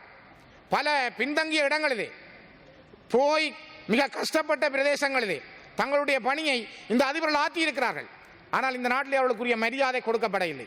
தொழிற்சங்கங்களை காரணம் காட்டுகிறார்கள். இந்த தொழிற்சங்கங்களில் தான் இந்த அதிபர்களும் பங்காளிகளாக இருக்கிறார்கள். இதே இலங்கை ஆசிய சங்கம், இலங்கை தமிழர் ஆசிய சங்கம், இலங்கையில் இருக்கிற ஏனைய ஆசிய சங்கங்களில் தான் இந்த அதிபர்களும் அங்கத்தவர்களாக இருக்கிறார்கள். ஆனால் தொழிற்சங்கங்கள் அவர்களும் இவர்களுக்கான விமோசனம் பற்றி சிந்திப்பதில்லை. ஏதாவது ஒன்றை பற்றி சிந்தித்து தொழிற்சங்கங்களையும் அழைத்து ஒரு நேர்மையான முறையிலே, கௌரவ அமைச்சர் அவர்களே, இந்த மேலதிக ஆளணி என்று வஞ்சிக்கப்படுகின்ற, தொடர்ந்தும் ஏமாற்றப்படுகின்ற இந்த அதிபர்களுக்கு ஒரு நீதியை பெற்றுக் கொடுங்கள். கடமை நிறைவேற்றும் அதிபர் என்ற சொற்பதத்தை இந்த நாட்டில் இல்லாமல் செய்து எல்லாரும் அதிபர்கள் என்ற வகையிலே அவர்களுக்கான ஒரு நியமனத்தை வழங்கி இந்த நாட்டில் ஒரு நீதியை நீங்கள் உண்டாக்குங்கள்.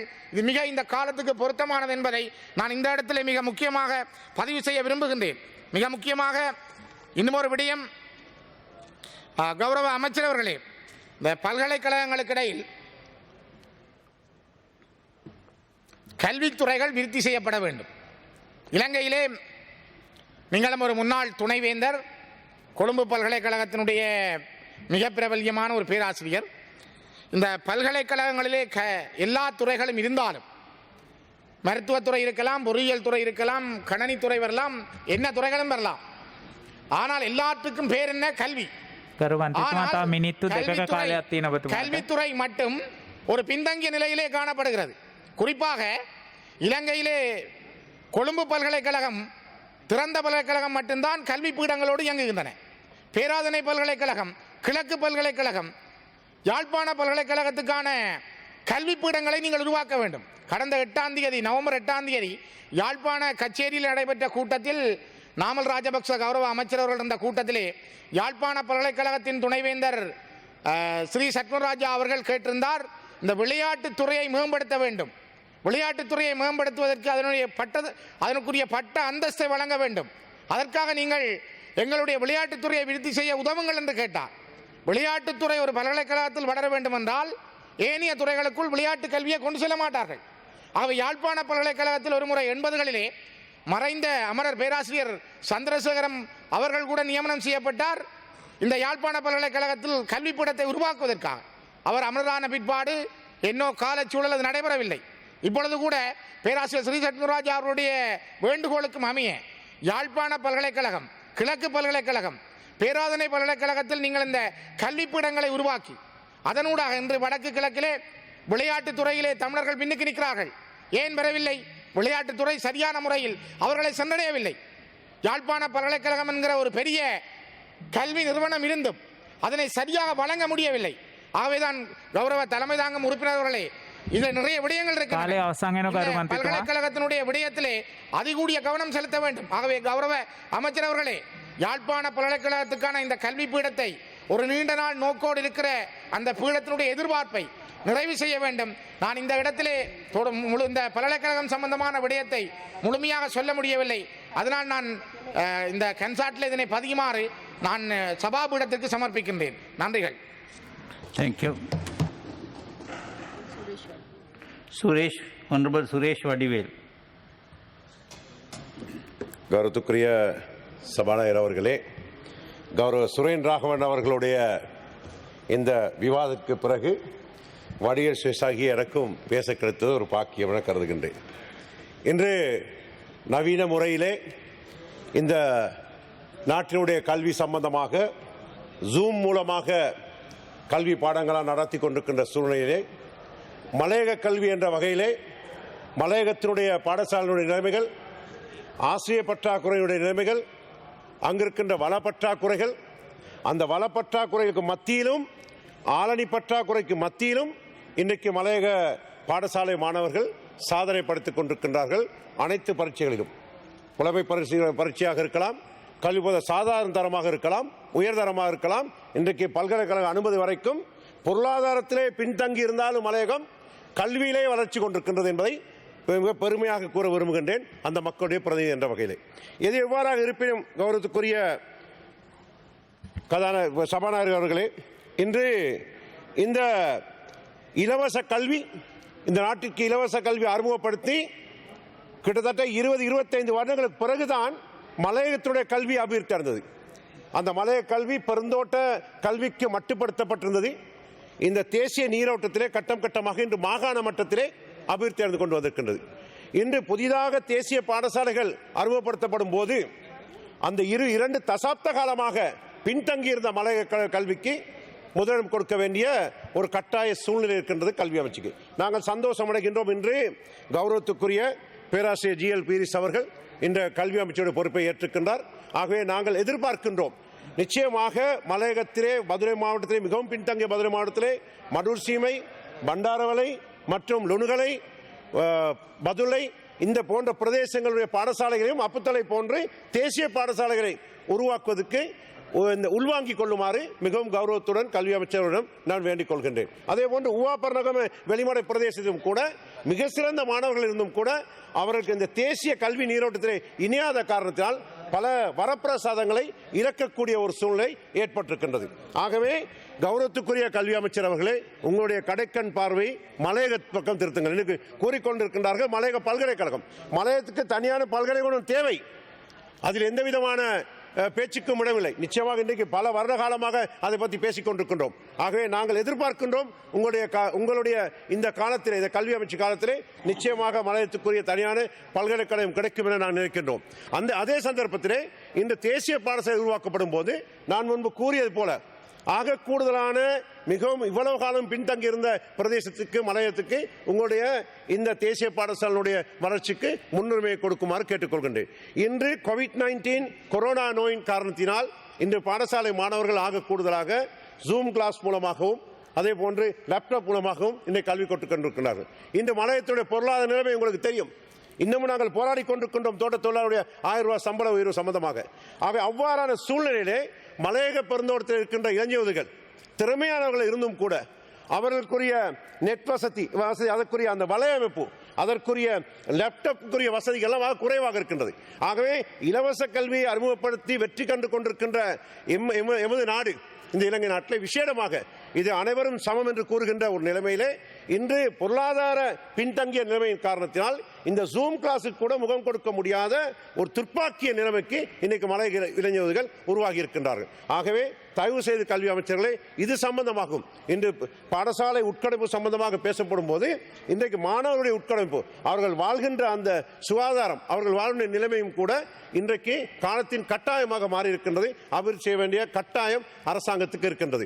ஆகவே கௌரவத்துக்குரிய கல்வி அமைச்சர்களே, நாங்கள் தொடர்ந்து எதிர்பார்க்கின்றோம் இந்த வேலை திட்டங்களை எங்களுடைய பேராசிரியர் கௌரவத்துக்குரிய அமைச்சர் ஜிஎல் பீரிஸ் அவர்கள் நிச்சயமாக செயல்படுத்துவார் என நான் எதிர்பார்க்கின்றேன். அதே போன்று கௌரவத்துக்குரிய கல்வி அமைச்சர் அவர்களே, ஆசிய கல்வியற் கல்லூரி தமிழ் மொழியிலே விசேடமாக நுவரெலியா பகுதியில் இருக்கின்ற சிறிபாத கல்லூரிக்கு அப்பால் பதுளை மொன்றாகலை போன்ற பிரதேசங்களில் இந்த ஆசிய கல்வியற் கல்லூரி இல்லாத காரணத்தினால் பல திறமை வாய்ந்த மாணவர்கள் அவர்களுடைய அந்த வசதியை வாய்ப்பை இழப்பது மட்டுமல்லாது அங்கு இன்று அவசியம் தேவைப்பட்டிருக்கின்றது ஊவா மாகாணத்துக்கு கல்வியற் கல்லூரி.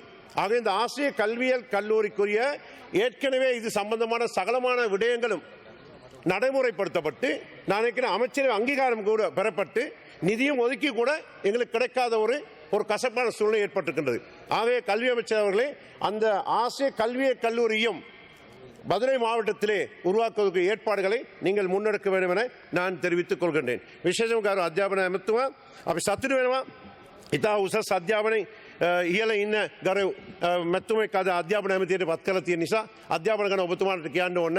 මම වතුකරේ විශේෂම කියනවා. වතුකරේ ජනතාව වතුකරේ දූදරුවෝ ඉහළට අධ්‍යාපනයට එවිලා තිබුණොත් හරි යම්කිසි යටිතල පාසුකම ඒ වගේම ලැප්ටොප් වගේ ප්‍රශ්න නිසා ගරු ඇමතුමනි ඒ ඉලක්කයට යන්න බැරි තත්ත්වයක් කරලා තියෙනවා. අපි ආර්ථික මට්ටම පිටිපස්සේ ඉන්නේ. තාම රුපියල් 18 අපි සටන් කරනවා. නමුත් ආර්ථික පිටිපස්සේ ඉන්න අධ්‍යාපනයෙන් දැන් වතුකරේ දූදරුවන් උඟා කියලට ඒවිලා තියෙන එක ඔබතුමාට කියන කැමති. බුදුහාමුදුරු දේශනා කරලා තිනවා ප්‍රඥා නාරායණම් රතන කියලා. මනුෂ්‍යයේ මණිකක් දැනුවත් මනුෂ්‍යයට මණිකක් වෙයි කියලා. ඒ නිසා ඒ බුදුහාමුදුරුගේ දේශනාව අනුව විශේෂම කර අධ්‍යාපන ඇමතුමා මේ අපි විශ්වවිද්‍යාල ගැන කතා කරනවා. ඒකත් අවශ්‍යයි, අත්‍යවශ්‍යයි. නමුත් දැනට පාසල් වලින් තියෙන යටිතල පාසුකම් ප්‍රශ්න සහ ඒ දූදරුවන්ගේ අධ්‍යාපන ශක්තිමත් වෙන්න ඔබතුමාගේ සම්පූර්ණ සහයෝගය අවශ්‍යයි කියලා කියමින් ඒ වගේම ගරු ඇමතුමා අපි මේ අධ්‍යාපන පැත්තෙන් කරනකොට මේ දේශපාලන ගැන කතා කරන නෙවෙයි මේ අපිත් නිදාස් අධ්‍යාපනය මෙතනට ආපු කට්ටිය අපි ලංකාවේ වතිකරන ජනතාව මේ රටට ආදරය කරන ජනතාව එම වශයෙන් මේ කවුද ආණ්ඩු කරොත් හරි කාටවත් ඔළුව එකක්මත් අනවශ්‍ය ප්‍රශ්න මේ වතුකර ජනතාව දීලා නැහැ මේ රටට. කවදාවත් ත්‍රස්තවාදී කණ්ඩායම් ගැන වැඩ කරලා නැහැ, ජාතිවාද අවසර නැහැ, කිසි දෙයක් කරලා නැහැ. මේ රටට ආදරය කරන ජනතාව ඉන්නේ.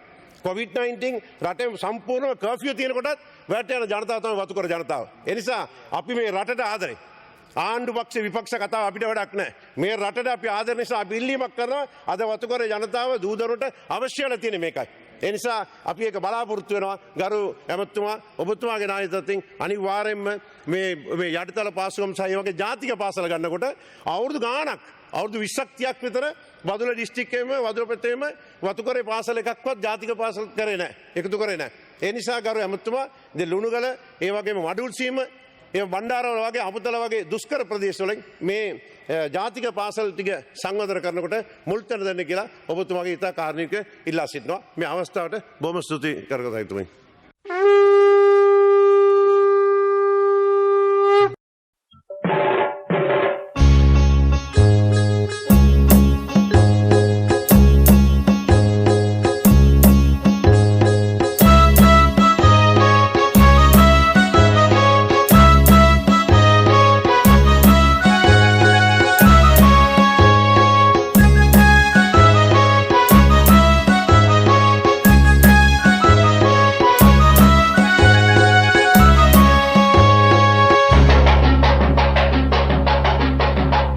Voice of Parliament, from TBC.